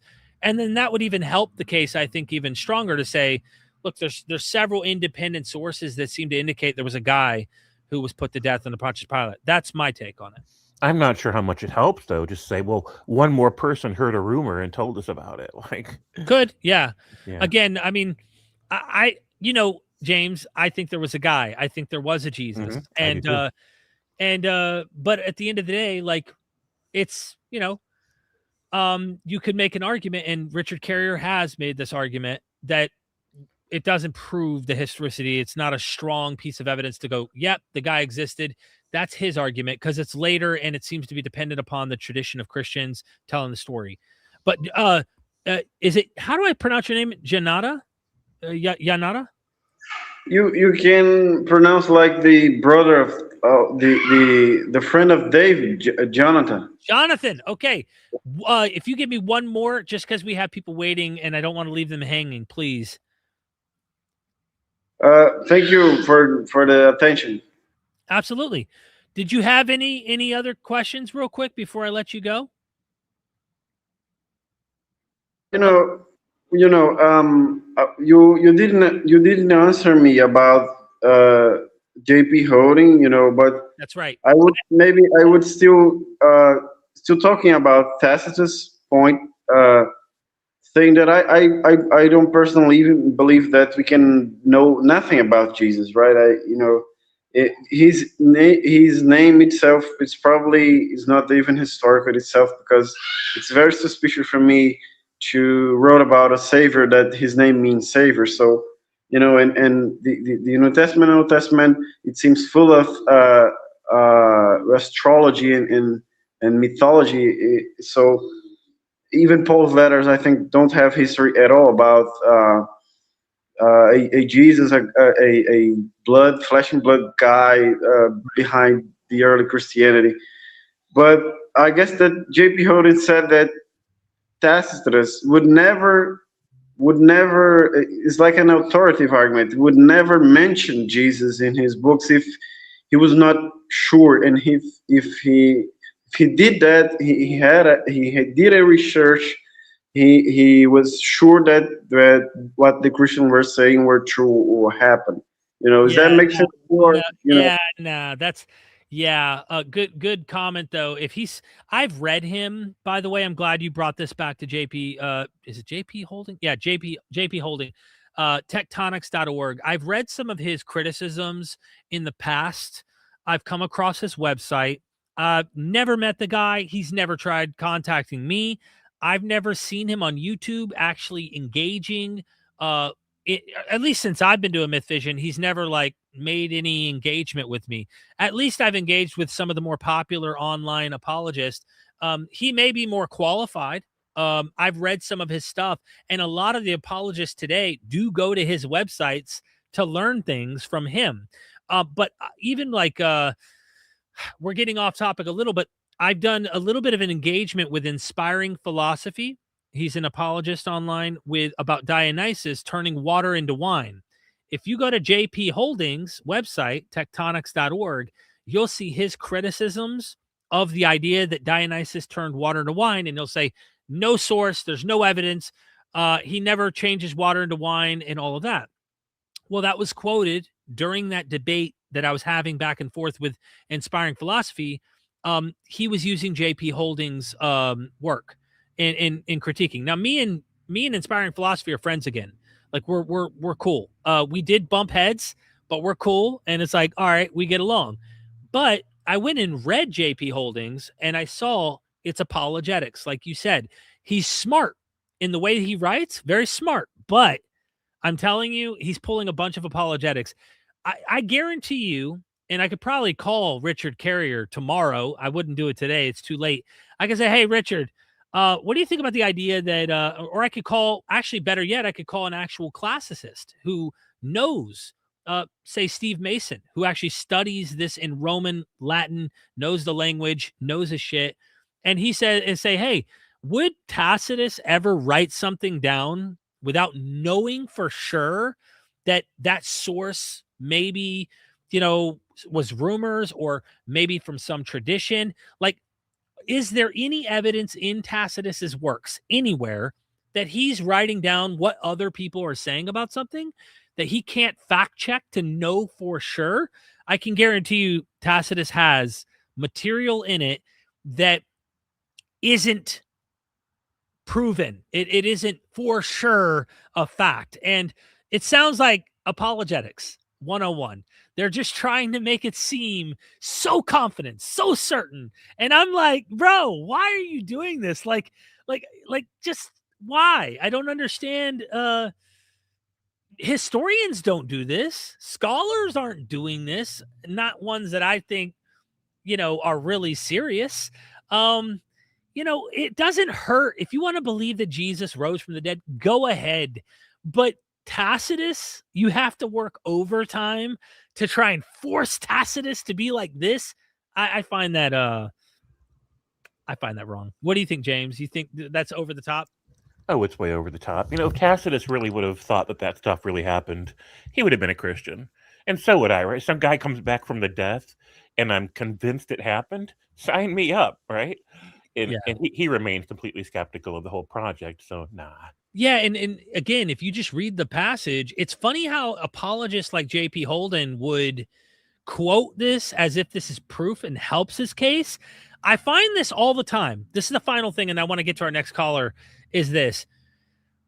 I find so often Christian apologists that quote scholars that only agree with them on one thing and everything else they oppose them on. They disagree. So when you read Tacitus, how nice does this sound for Christianity?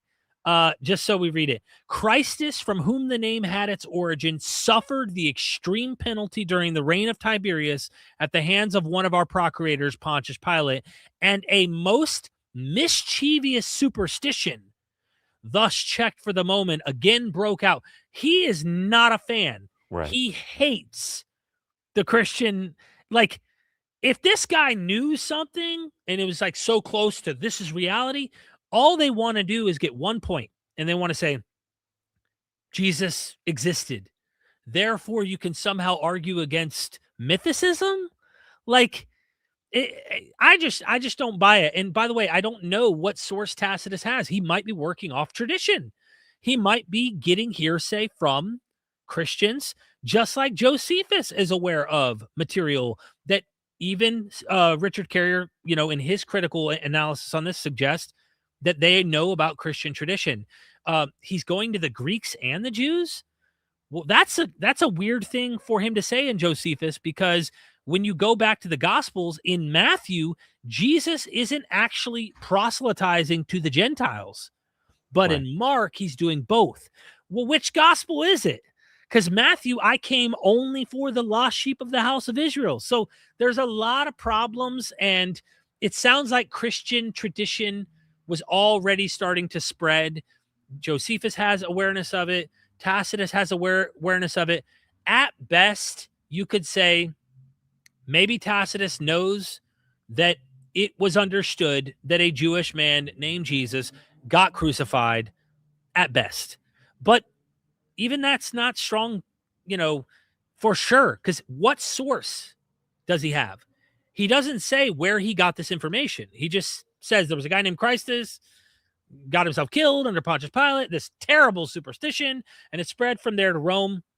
That's it, And why the name of the Savior, must mean Savior.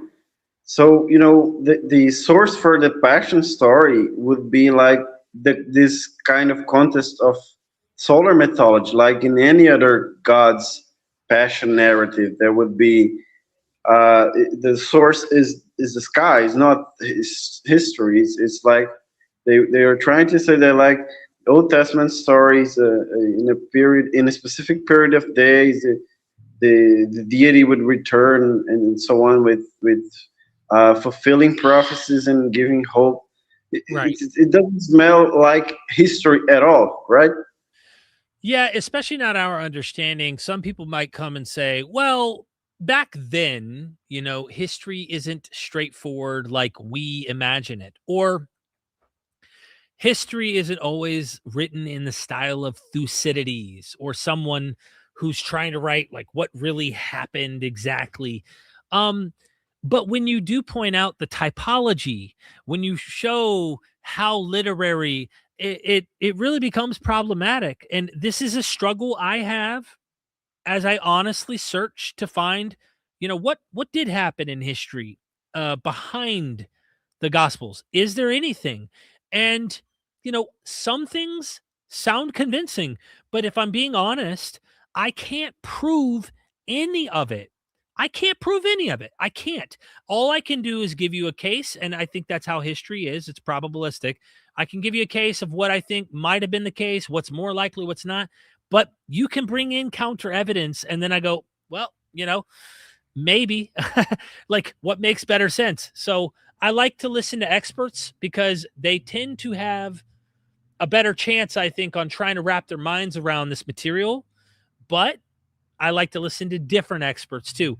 Jonathan, I've got other callers, my friend, I have to take. I really appreciate your patience. Hey, I love Brazil, my friend. Love Brazil. Thank you. Peace. Hey, bye. Bye. That was fun. Anything from you, James? And I got a super chat I have to get because I left Bakken hanging last time, and I apologize. Oh, we're good for the moment. Go ahead and get to that. Okay. Bakken, you rock. Again, thank you for everything. The worshippers of a Serapis called bishops of Christ. There is a later forgery, and I say forgery from what I understand, it may not be the correct term, but there is a later text that tries to indicate overlap with Serapis and Christ being Jesus. And this may have been something that started to be observed in Alexandria because obviously Serapis was prevalent and Jesus was prevalent in this region. And syncretism may have started to happen, obviously, in Alexandria, Egypt. But I think there's a quote, and I cannot think of it off the top of my head. I'd have to have the source and pull it up, that scholars do think is kind of late and made up. But you still have to ask, even if it was made up, like, why are they saying this? What?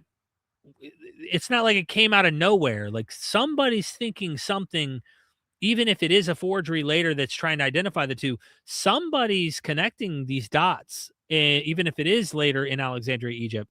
Worth considering. Thank you, Bakken. Really appreciate the super chat. Next caller, Dark Light Delirium. Welcome, my friend. Hey, Dan. I am the brightest night. I am the darkest light, and I am ascending, as are we all. The dark light is upon you. What up, you beautiful motherfuckers? Welcome. You've been around for a good minute. How are you? Good, man. First off, before I get into my delirium, I would like to acknowledge the new atheist atmosphere that is being cultivated kind of behind the scenes a little bit, that is being set apart from, like the atheist experience and the line. Those are atheist communities and atmospheres that it seems like they are more worried about clip farming gotcha moments on theists instead of having actual, honest conversations. And there's other channels that are behind the scenes, and I think you're a part of that. Channels like Brooklyn Lou the Skeptic, Captive Desk, Brojo's Cafe, Objective Ethics. There's a bunch of kind of smaller channels behind the scenes that are inviting theists on to have real honest conversations about stuff without trying to just, you're going to have a gotcha moment as an atheist. It's going to come. There's no point in putting that above having a honest conversation, Right. So I just wanted to give a shout out to all my atheist homies, because I hang out with atheists a lot. Yeah, well, Dark, I appreciate the compliment. I'm taking it as a compliment.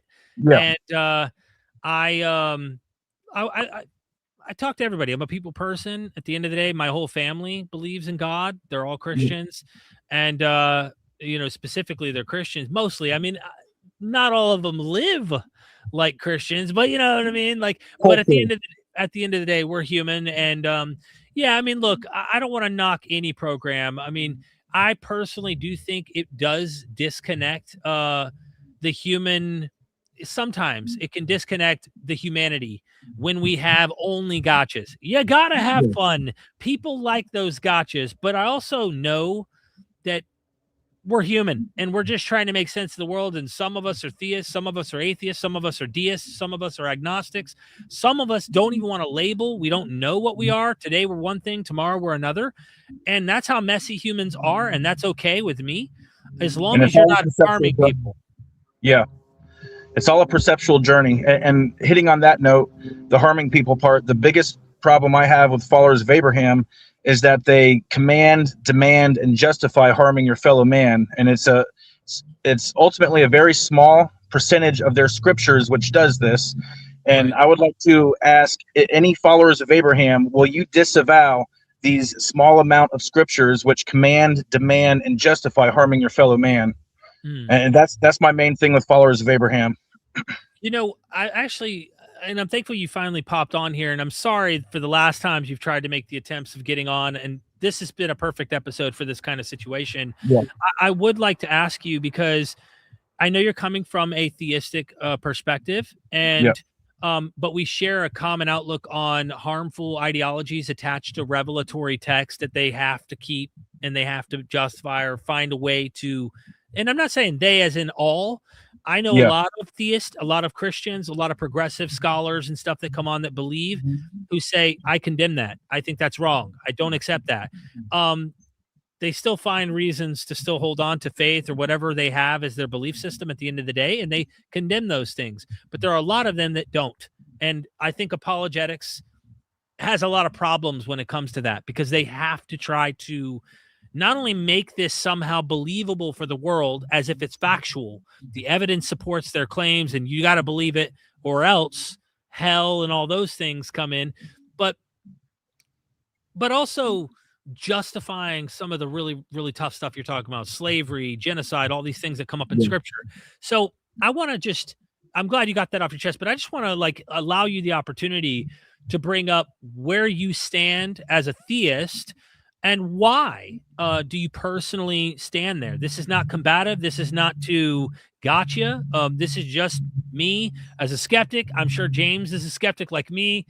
You know, why do you hold to that idea? You know what I mean?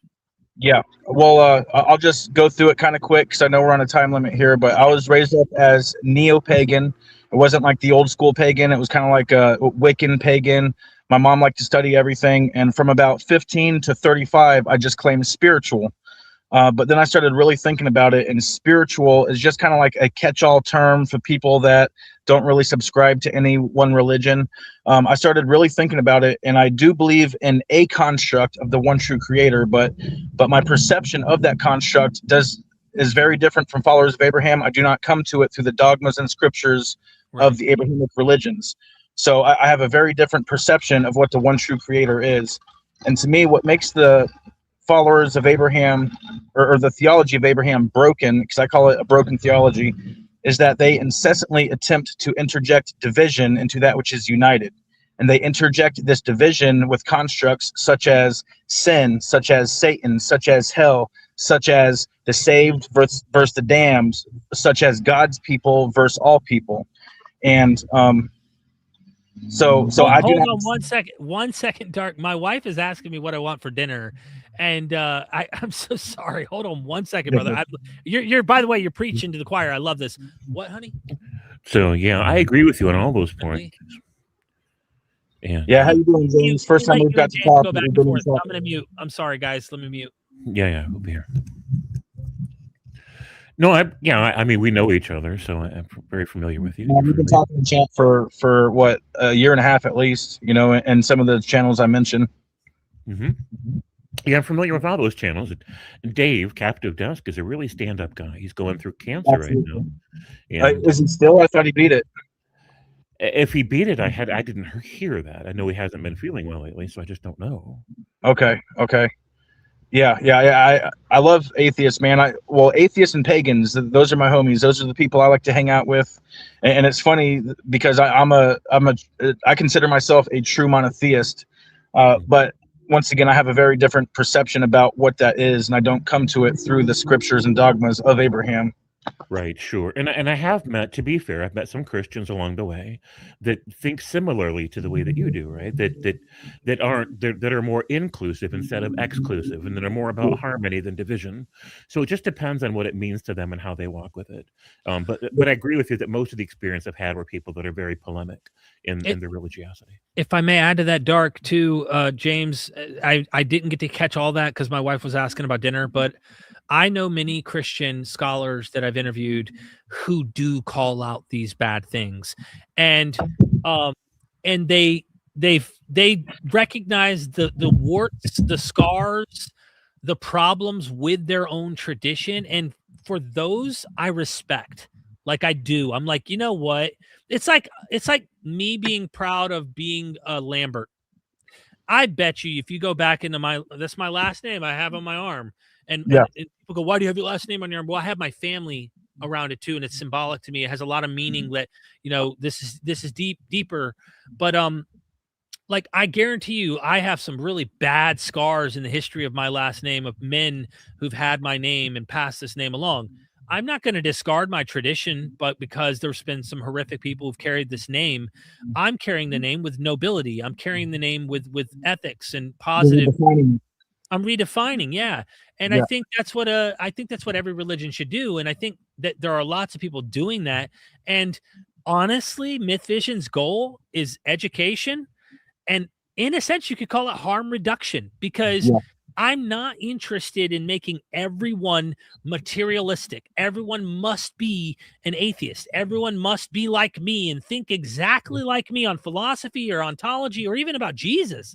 I've never, in fact, that's why I've laid out a whole buffet of scholars to allow you, the viewer, to pick and eat whatever from the buffet you think makes sense to you. It's never been a tell you what to think. It's a tell you how to think and let you be the thinker. That's been my philosophy. And I think that's a bit different from what can happen in particular groups of atheists online who might identify like me as an atheist, but there is a collective kind of group think about that. And I think if you really meet them in person, and I've met several of them, and it's not through a phone call that's looking for a gotcha and just a haha, I'm superior, I know better. There are a lot of those. Even the caller, the people on the phone, you'd be shocked when you meet them in person. They're not like the show seems to portray them. So, Dark, I would just say, don't give up the potential optimism that you can find from even the people in these call-in shows in real life. If you ever go to a conference or something, you'll see what I mean. These people, they're real people, but there's something about social media, about online, that's supposed to connect us, but actually divides us often more than it helps us unite. And if we could figure out how to use this tool better, I really do think it could be advantageous to humanity and not so divisive. That's my opinion. But a quick little detour, but the internet itself is a perception manipulation technology. Okay, and that is being intentionally used because the government knows that our perception is the strongest thing in the world. That is why they must intentionally manipulate it in order to support their systems and establishments. Now, that was a quick little detour, but I would like to call on all followers of Abraham who notice that there is fucked up shit in their religion. I would just like to call on you to openly and publicly disavow these handful of scriptures which command, demand, and justify harming your fellow man. Okay, I think that would be very powerful, even if it was a small percentage. Because, like you said, most of my family is Christian. You know, I'm kind of like a black sheep in my family because I do consider myself a true monotheist, but I'm also developing my own theology, and I'll get into that a little bit for you right quick and answer your original question as to why I believe. So I call it the fractal singularity omnimatrix. Okay, that is my favorite term for God. God itself is my least favorite term for God. Okay, but so, and when I was talking earlier about the followers of Abraham are what makes their perception broken is that they perceive division instead of unity. Okay, and that kind of brings me to my dark light decalogue that I've come up with. So my dark light decalogue, the first 5 are empirically verified. The second 5 are more metaphysical, but they have a direct relation. So it's and these are in order: unity, consciousness, dark, light, paradox, and then freedom, sovereignty, infinity, remembrance, and saturation. And that's the 10, that's the dark light decalogue right there. And those are related to each other. Unity is freedom. Consciousness is sovereignty. Dark is infinity. Light is remembrance. And paradox is saturation. That's part of my own theology I'm working on right now. So the first 5 are empirically verified. There's all kinds of science to back those up. The second 5 are a little bit more metaphysical. Any comments on that? No, I need to really unpack that. There's a lot there. Feel free to message me. By the way, we have 2 more callers that came in, and it is starting to get cold here, Dark. But send me what you have. Sir. I'm curious to know what I have a bunch of. I'm writing books. I have a bunch of good literature on this. I'm writing 3 books. One for my poetry. One called The Big Beautiful Book of Defiance of the Broken Theology of Abraham, which is pretty much a book that points out all the flaws about Abrahamic religions. Then my 3rd book is all about my own personal theology. So now one thing I like to admit is that I believe in imaginary friends. Come on, fellow theists. Let's admit it. We believe in imaginary friends, theists. Can we just admit that, please? I hate it when they go around saying, no, I don't believe in imaginary friends. I just have a God that I talk to that I never see. Come on, motherfuckers. Let's admit it. Nice. Look, yeah, thank you so much for coming on, man. Write me what you have. I got 2 more callers, and then I got to wrap things up here. It's starting to get cold already. Yes, sir. Yes, sir. I would like to invite any atheist or theist listening to me right now to participate in my podcast, The Theology Council. I try to get people of different perceptions together to talk about important issues within the realms of theology, culture, health, and politics. And it's kind of a quality over quantity type thing. I'm really waiting to have the right lineup before I go live with my next episode. So far, I have Kyle Butler, which is a friend of Durante Lamar. I have Coach Renz from Deconstructing Christianity, and I have a Satanist who is my co-host. So I'm really looking for a good lineup for my next episode. So Dark Light Delirium, and also I'm Dane Darklight on Facebook if anyone wants to hit me up on there and talk about stuff. And I will send you some of my literature, Derek. All right.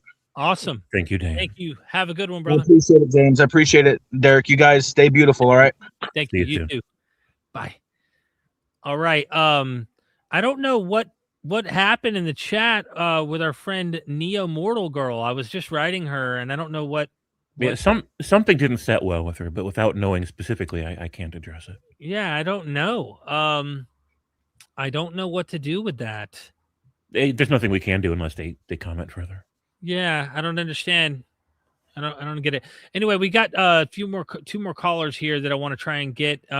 Peter, can you show your camera behind stage just so I know that you're a real person there? Just make sure. And then Tim, you're after him. And then I don't know if I'll be able to make it to you, the real duck. I'd love to make it to you today, but this is getting late and I'm outside and it got real cold last night, my friend. Peter, don't go anywhere yet in case Peter doesn't show his camera, because I have to see a real human there just to screen callers to make sure that they're legit. Oh, yeah. Okay, Peter. Look, if you had a camera, yeah. So in the future, keep that in mind. I will have call-in shows at some point where we won't have to worry about this problem. I just don't want someone to ruin what we're doing because there are lots of trolls. James, did you have something to say you wanted? I was just going to say that I'm always skeptical when someone claims to be a real duck. I don't know if I believe that until they ask me if I've got any grapes. Look, Peter, thank you for waiting. I'm sorry you had to wait so long to figure that out. For those who ever call in, please show faces. I need to, and specifically wave, so I know that it's a real human. I don't want to ruin what we have going on here. And there are people who will try to do that. It just is. And I have to be strong about that either way. Mm-hmm. Let me see something here. Yeah. Okay. Let's bring Tim on. Peter, sorry about that. We have to take visuals. Tim, what is up? Hey, Tim. How are you? Too long. What's up, James? How are you guys doing? Awesome. Good, man. Good. How are you? Okay. Yes.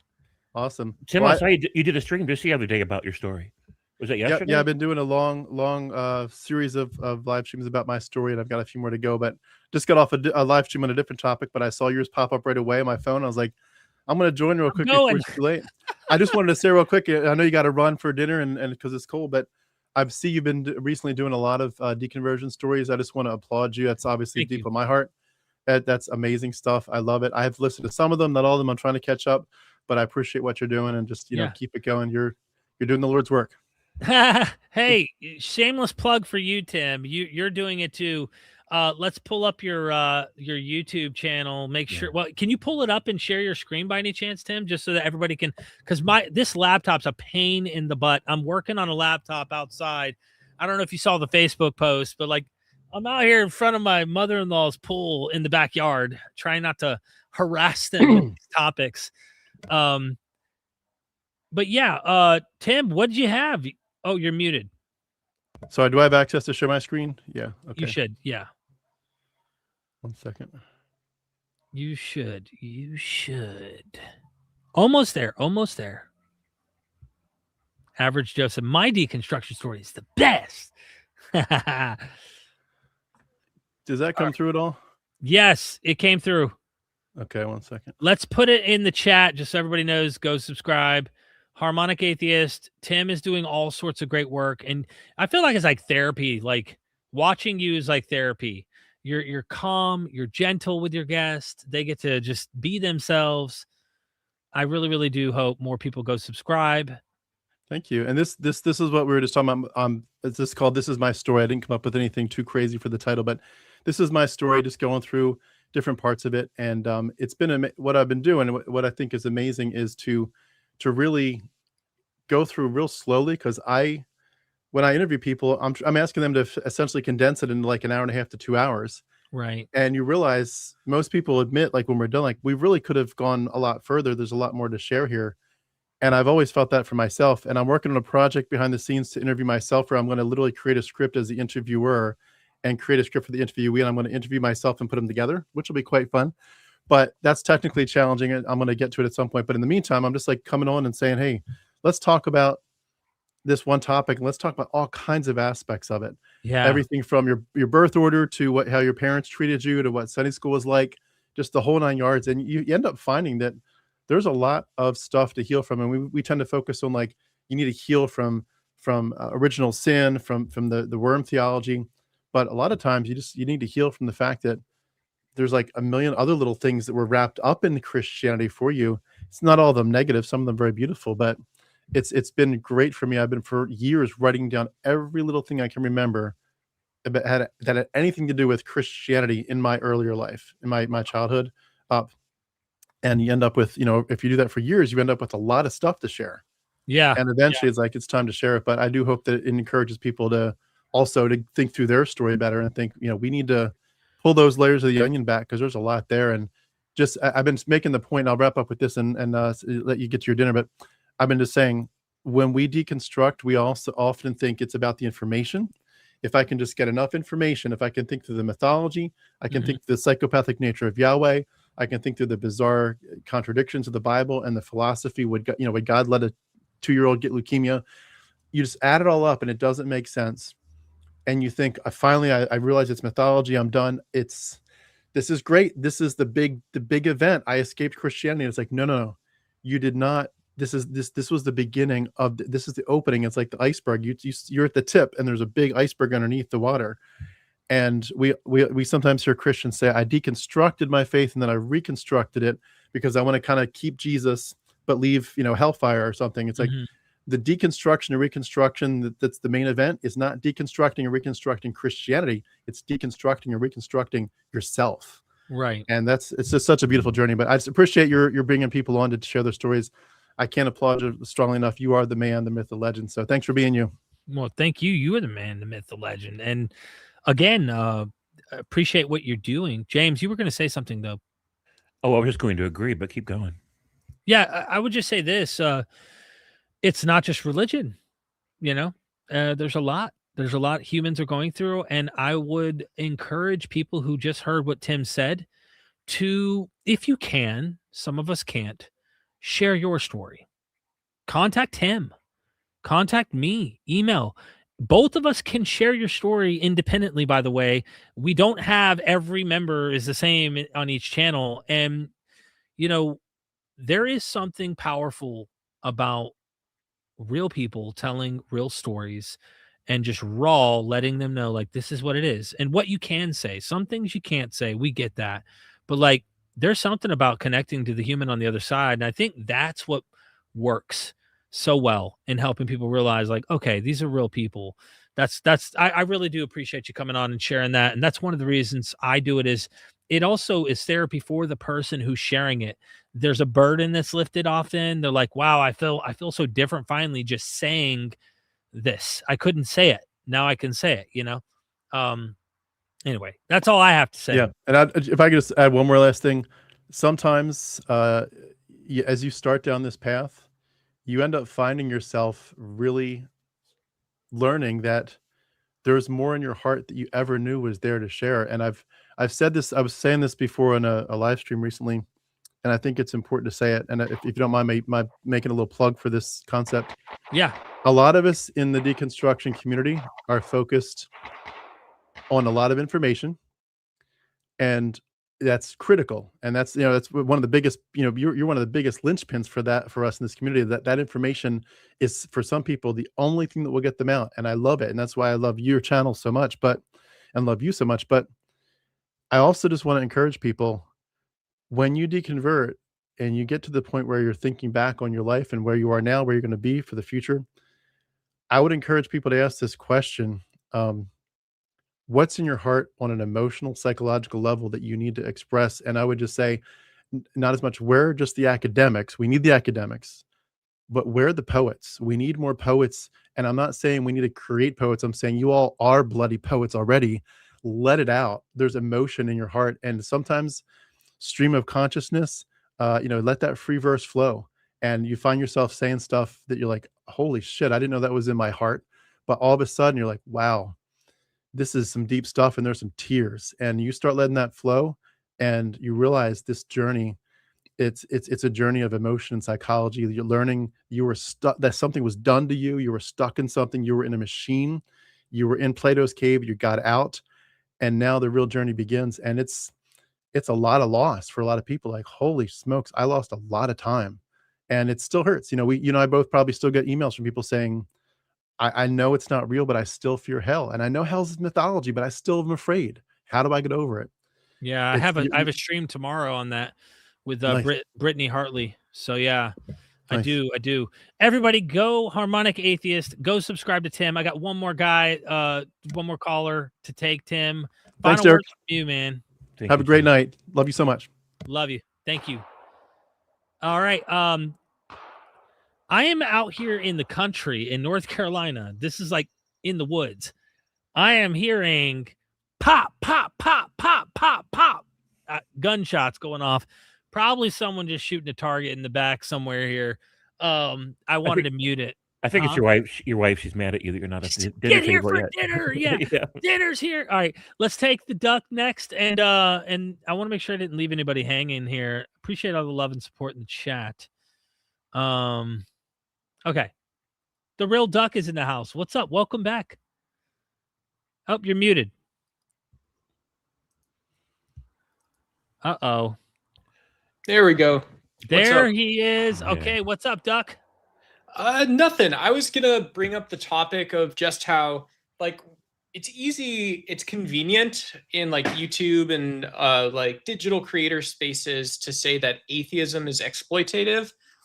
But I think like flipping the script a little bit, it's, when we say that we're willing to exploit ourselves, or we're willing to fetishize ourselves because of like some religious promise, that's just kind of it's just what was on my mind, to be honest. And I feel like there's a lot more there. So I'm not sure I'm tracking what you're getting at, honestly.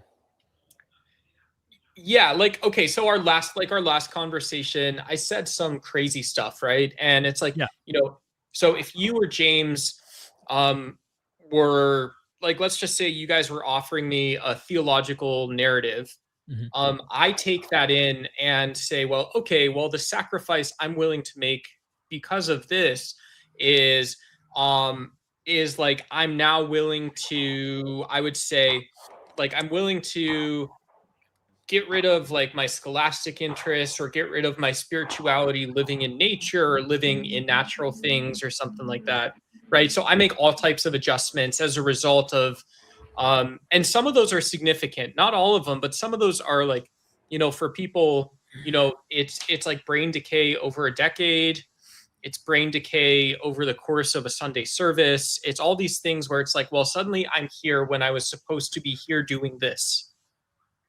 Okay, James, help me decipher what the duck is trying to get at here. What do you... So I have a question. Can you give us a single example of something specific you said in the last stream that when you looked back at it, you felt like you needed to better explain it because it sounded crazy? Yeah, that's another great question. That's one of the questions I personally love to answer. So I would say, like, you know, making an abductive case that the stories in the gospel, due to their reproduction, their reproducibility in other gospel books, like, were believable, right? Right. Like, this is one way to view this collection of stories, but then you can also just reference Tolkien. You can reference, you can look at the difference between Jane Goodall and the books, or you can look at the difference of something else.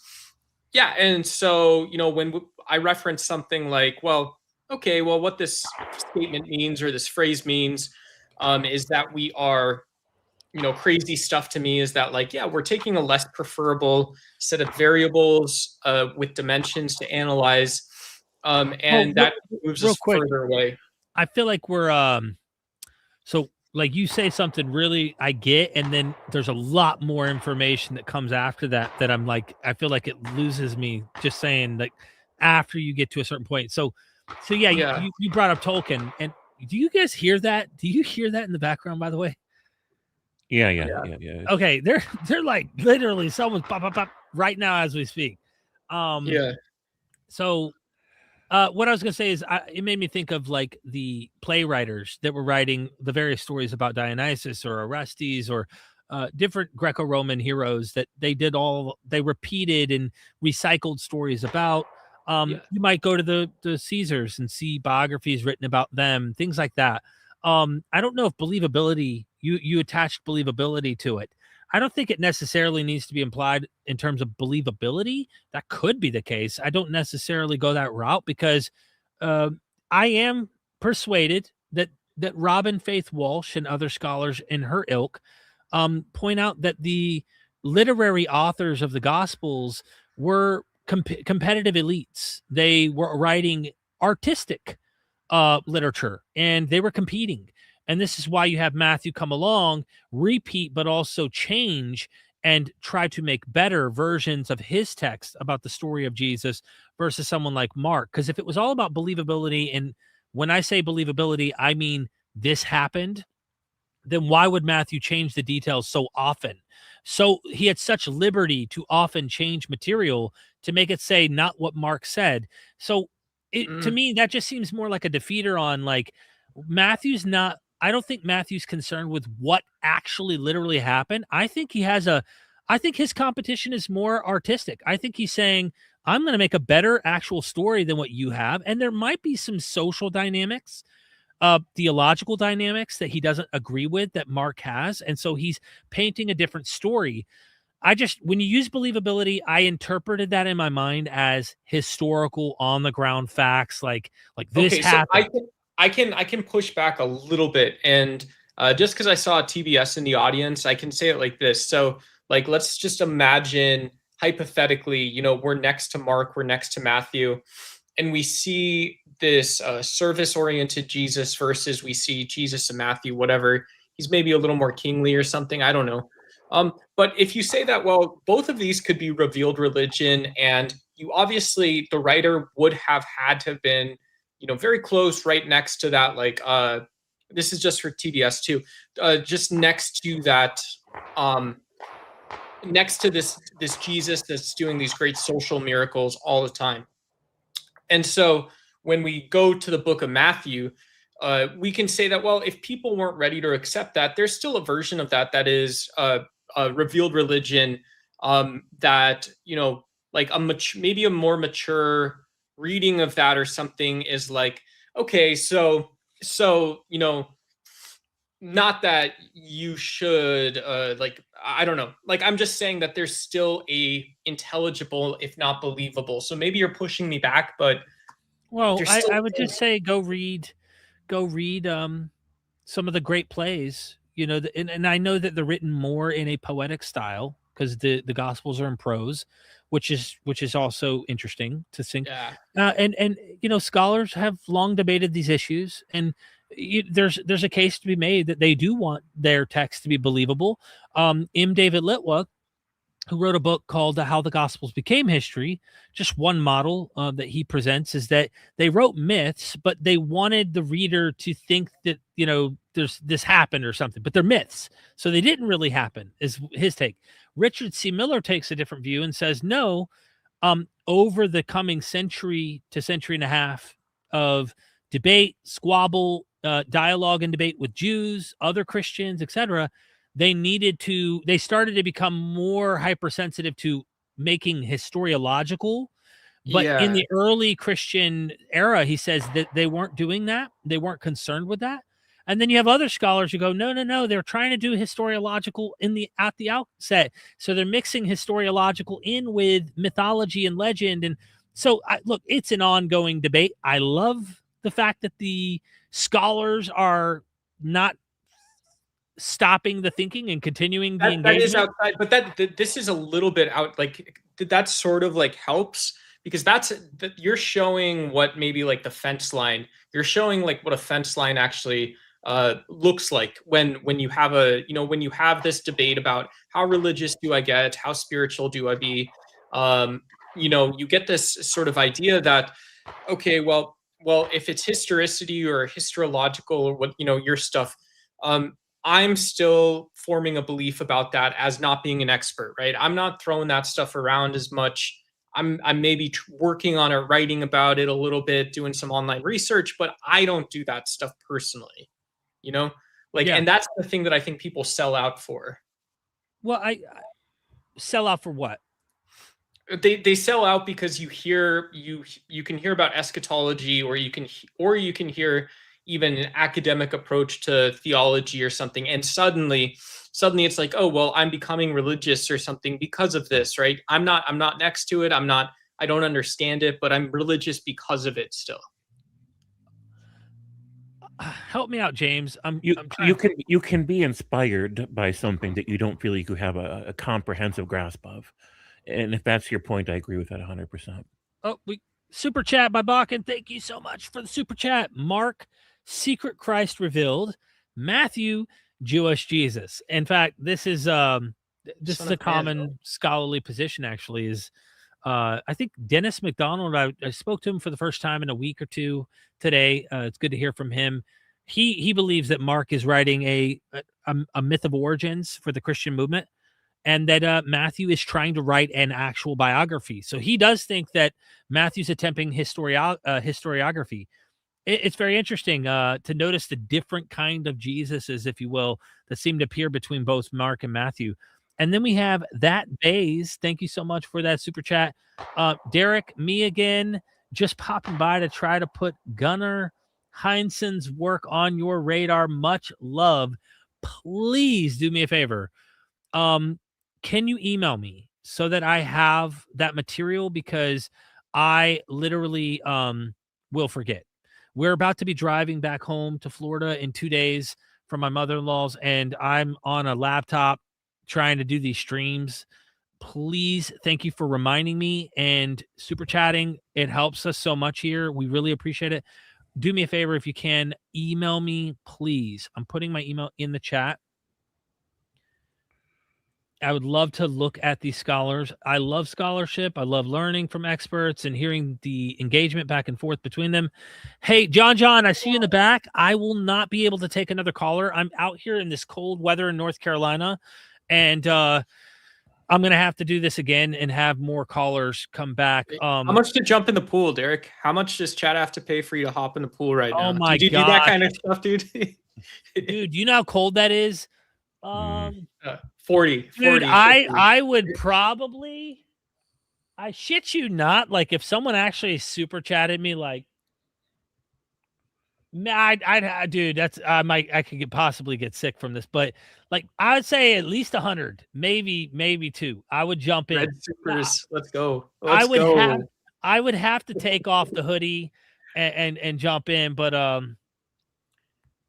dude, that I'd have to get off the stream. Like I'd have to be like, all right, ending stream, guys. Like as soon as I'm like in, I'd have to be like ending stream. Got to go in the shower and try to make sure I don't get sick. You know what I'm saying? That's like Twitch history, though. That would be like Twitch history, right? Like stream legend, jumping in a cold pool. Yeah, like literally. I've never done anything like that on the stream, but you got me looking at that water like, ooh. Jumping into Tiamat doesn't sound too fun. Doug, I don't want to leave you hanging. But is there anything else you wanted to get off your chest? I want to do more of these in the future, and I hope, by the way. We should do this. I think this is wrong of me to not remember to plug Taco because Taco, you go on Taco stream all the time, and he helped inspire me. Yeah, but either way, like he's a buddy. He helped me. He encouraged me to want to stream more, and I hope people will go and check out Mega Bloodbath Debates. Go check out Taco, especially if you're a night owl, someone who stays up. He is doing it all night, and there's always. If you're an insomniac, it's if you're an insomniac, it's amazing. Yeah. Mega Bloodbath Debates. Absolutely, go check out Taco. I was going through kind of a rough little patch, and he's like, "Nope, get your ass on the streams, do live streams, hang out, go. You got it, bro." And it was just like the pep in my step just started to go. All right, I'm doing it, and I've been keeping up to. You got an amazing space. This is like one of the best scholastic spaces. I think it's very easy to watch. A lot of other spaces, lots of like. I don't mean to talk bad about streamers or anything, but there's a lot of like D-bags and stuff on YouTube. No offense, of course. Anyway, but yeah, no. I appreciate the plug on that, and yeah, again, final words from you, Doug, because everyone in the chat behind. I'm not going to be able to take the next caller. My wife not only has dinner ready for us, but also I'm getting cold here in North Carolina, and I'm like wrapped in a blanket outside. Mm-hmm. Duck, anything? Yeah, I would just say let's all be compassionate the rest of the day, right? Society's got these weird fetishizations of beliefs, of stuff, of everything except just loving your fellow neighbor, even if you don't like that phrasing. Of being a compassionate person. And I appreciate the chance to come up and say hi to everyone. And that's it. Yeah, that's all my last word. Those are great last words. James? Mm-hmm. I'll just close this out by saying that no two people have ever read the same book, right? So whatever it means to you when you read a body of work is the same what it means to you when you see a work of art. And likewise, no two people have ever known the same person. So who I know Derek to be and my experience of Derek is going to be different than Derek's experience of Derek or his wife's experience of Derek, right? And so with this being the case, it's important to meet people where they're at and to not make assumptions about what they mean when they associate with or identify with the body of work or another person in the world. So absolutely. Yeah, no, thank you. I appreciate you joining me, by the way, and being a mod and helping manage stuff. We want to, have a good space for people to have discussions, debates, have all of that, but also not try to shove their religion down people's throats either. Right. I really do appreciate you. I'm going to get inside here. It's been a blast tonight, everybody. John, and everyone who was in the queue. Sorry, you guys came in the last second. I'd love to do this again in the future and have you back. I do like this format better, James. It may not get the virality that 8 people yelling at each other at the same time might get, but it's so much more peaceful being able to actually have dialogue with an individual. Many people might jump on the panel and be a little more skittish to speak up when there's so many people talking. Okay, right. You're good. I'm about to wrap things up. It gives them a little bit more comfort knowing they're not going to be like, someone might be a little bit more, hey, so listen, and no one else feels like talking, Right. So absolutely. I think it's wonderful. Yeah. Thank you, James, for your friendship, for being a mod again, and all of what you're doing in the chat. It's just very helpful. you know, Yeah, managing. I only had to ban one guy tonight, so good night. You try to give them warnings. Just say, look, just stop trying to preach. You Mhm. know, have a conversation. Don't preach. You know, we don't want to hear. You need to believe, or you're gonna die. You're gonna, you know, come on. You know. Right. I always give a warning, and if they keep on, then they don't leave me a choice. And I would encourage the same thing for any other Christian channel that has a stream going on. If you're like running in there and all you're doing is just trying to, and it's like they don't want to hear, like, just respect the rules of the channel and don't communicate those, you know, that way. And, you know, I'd respect all that. So Absolutely. anyway. Have a great meal and a great night, Derek. Thank you so much. I'm staying warm. Yeah. I'm off of here. Love y'all. Thank you so much for the super chats, the likes, the shares, the comments. Join the Patreon, help support us, what we're doing. I've got a lot of work that I'm wanting to do when I get home, some documentaries. I have a follow-up video I'm going to do on Wes Huff. I didn't even realize he did a whole nother podcast on Sean Ryan's channel, and I watched just pieces and went, oh my gosh, I don't even want to waste any more time watching any more of it. I'm just going to have to dissect some of this stuff. I could go back through the Diary of a CEO and dissect that again too, because there's a lot more I didn't talk about that's in that. Yeah.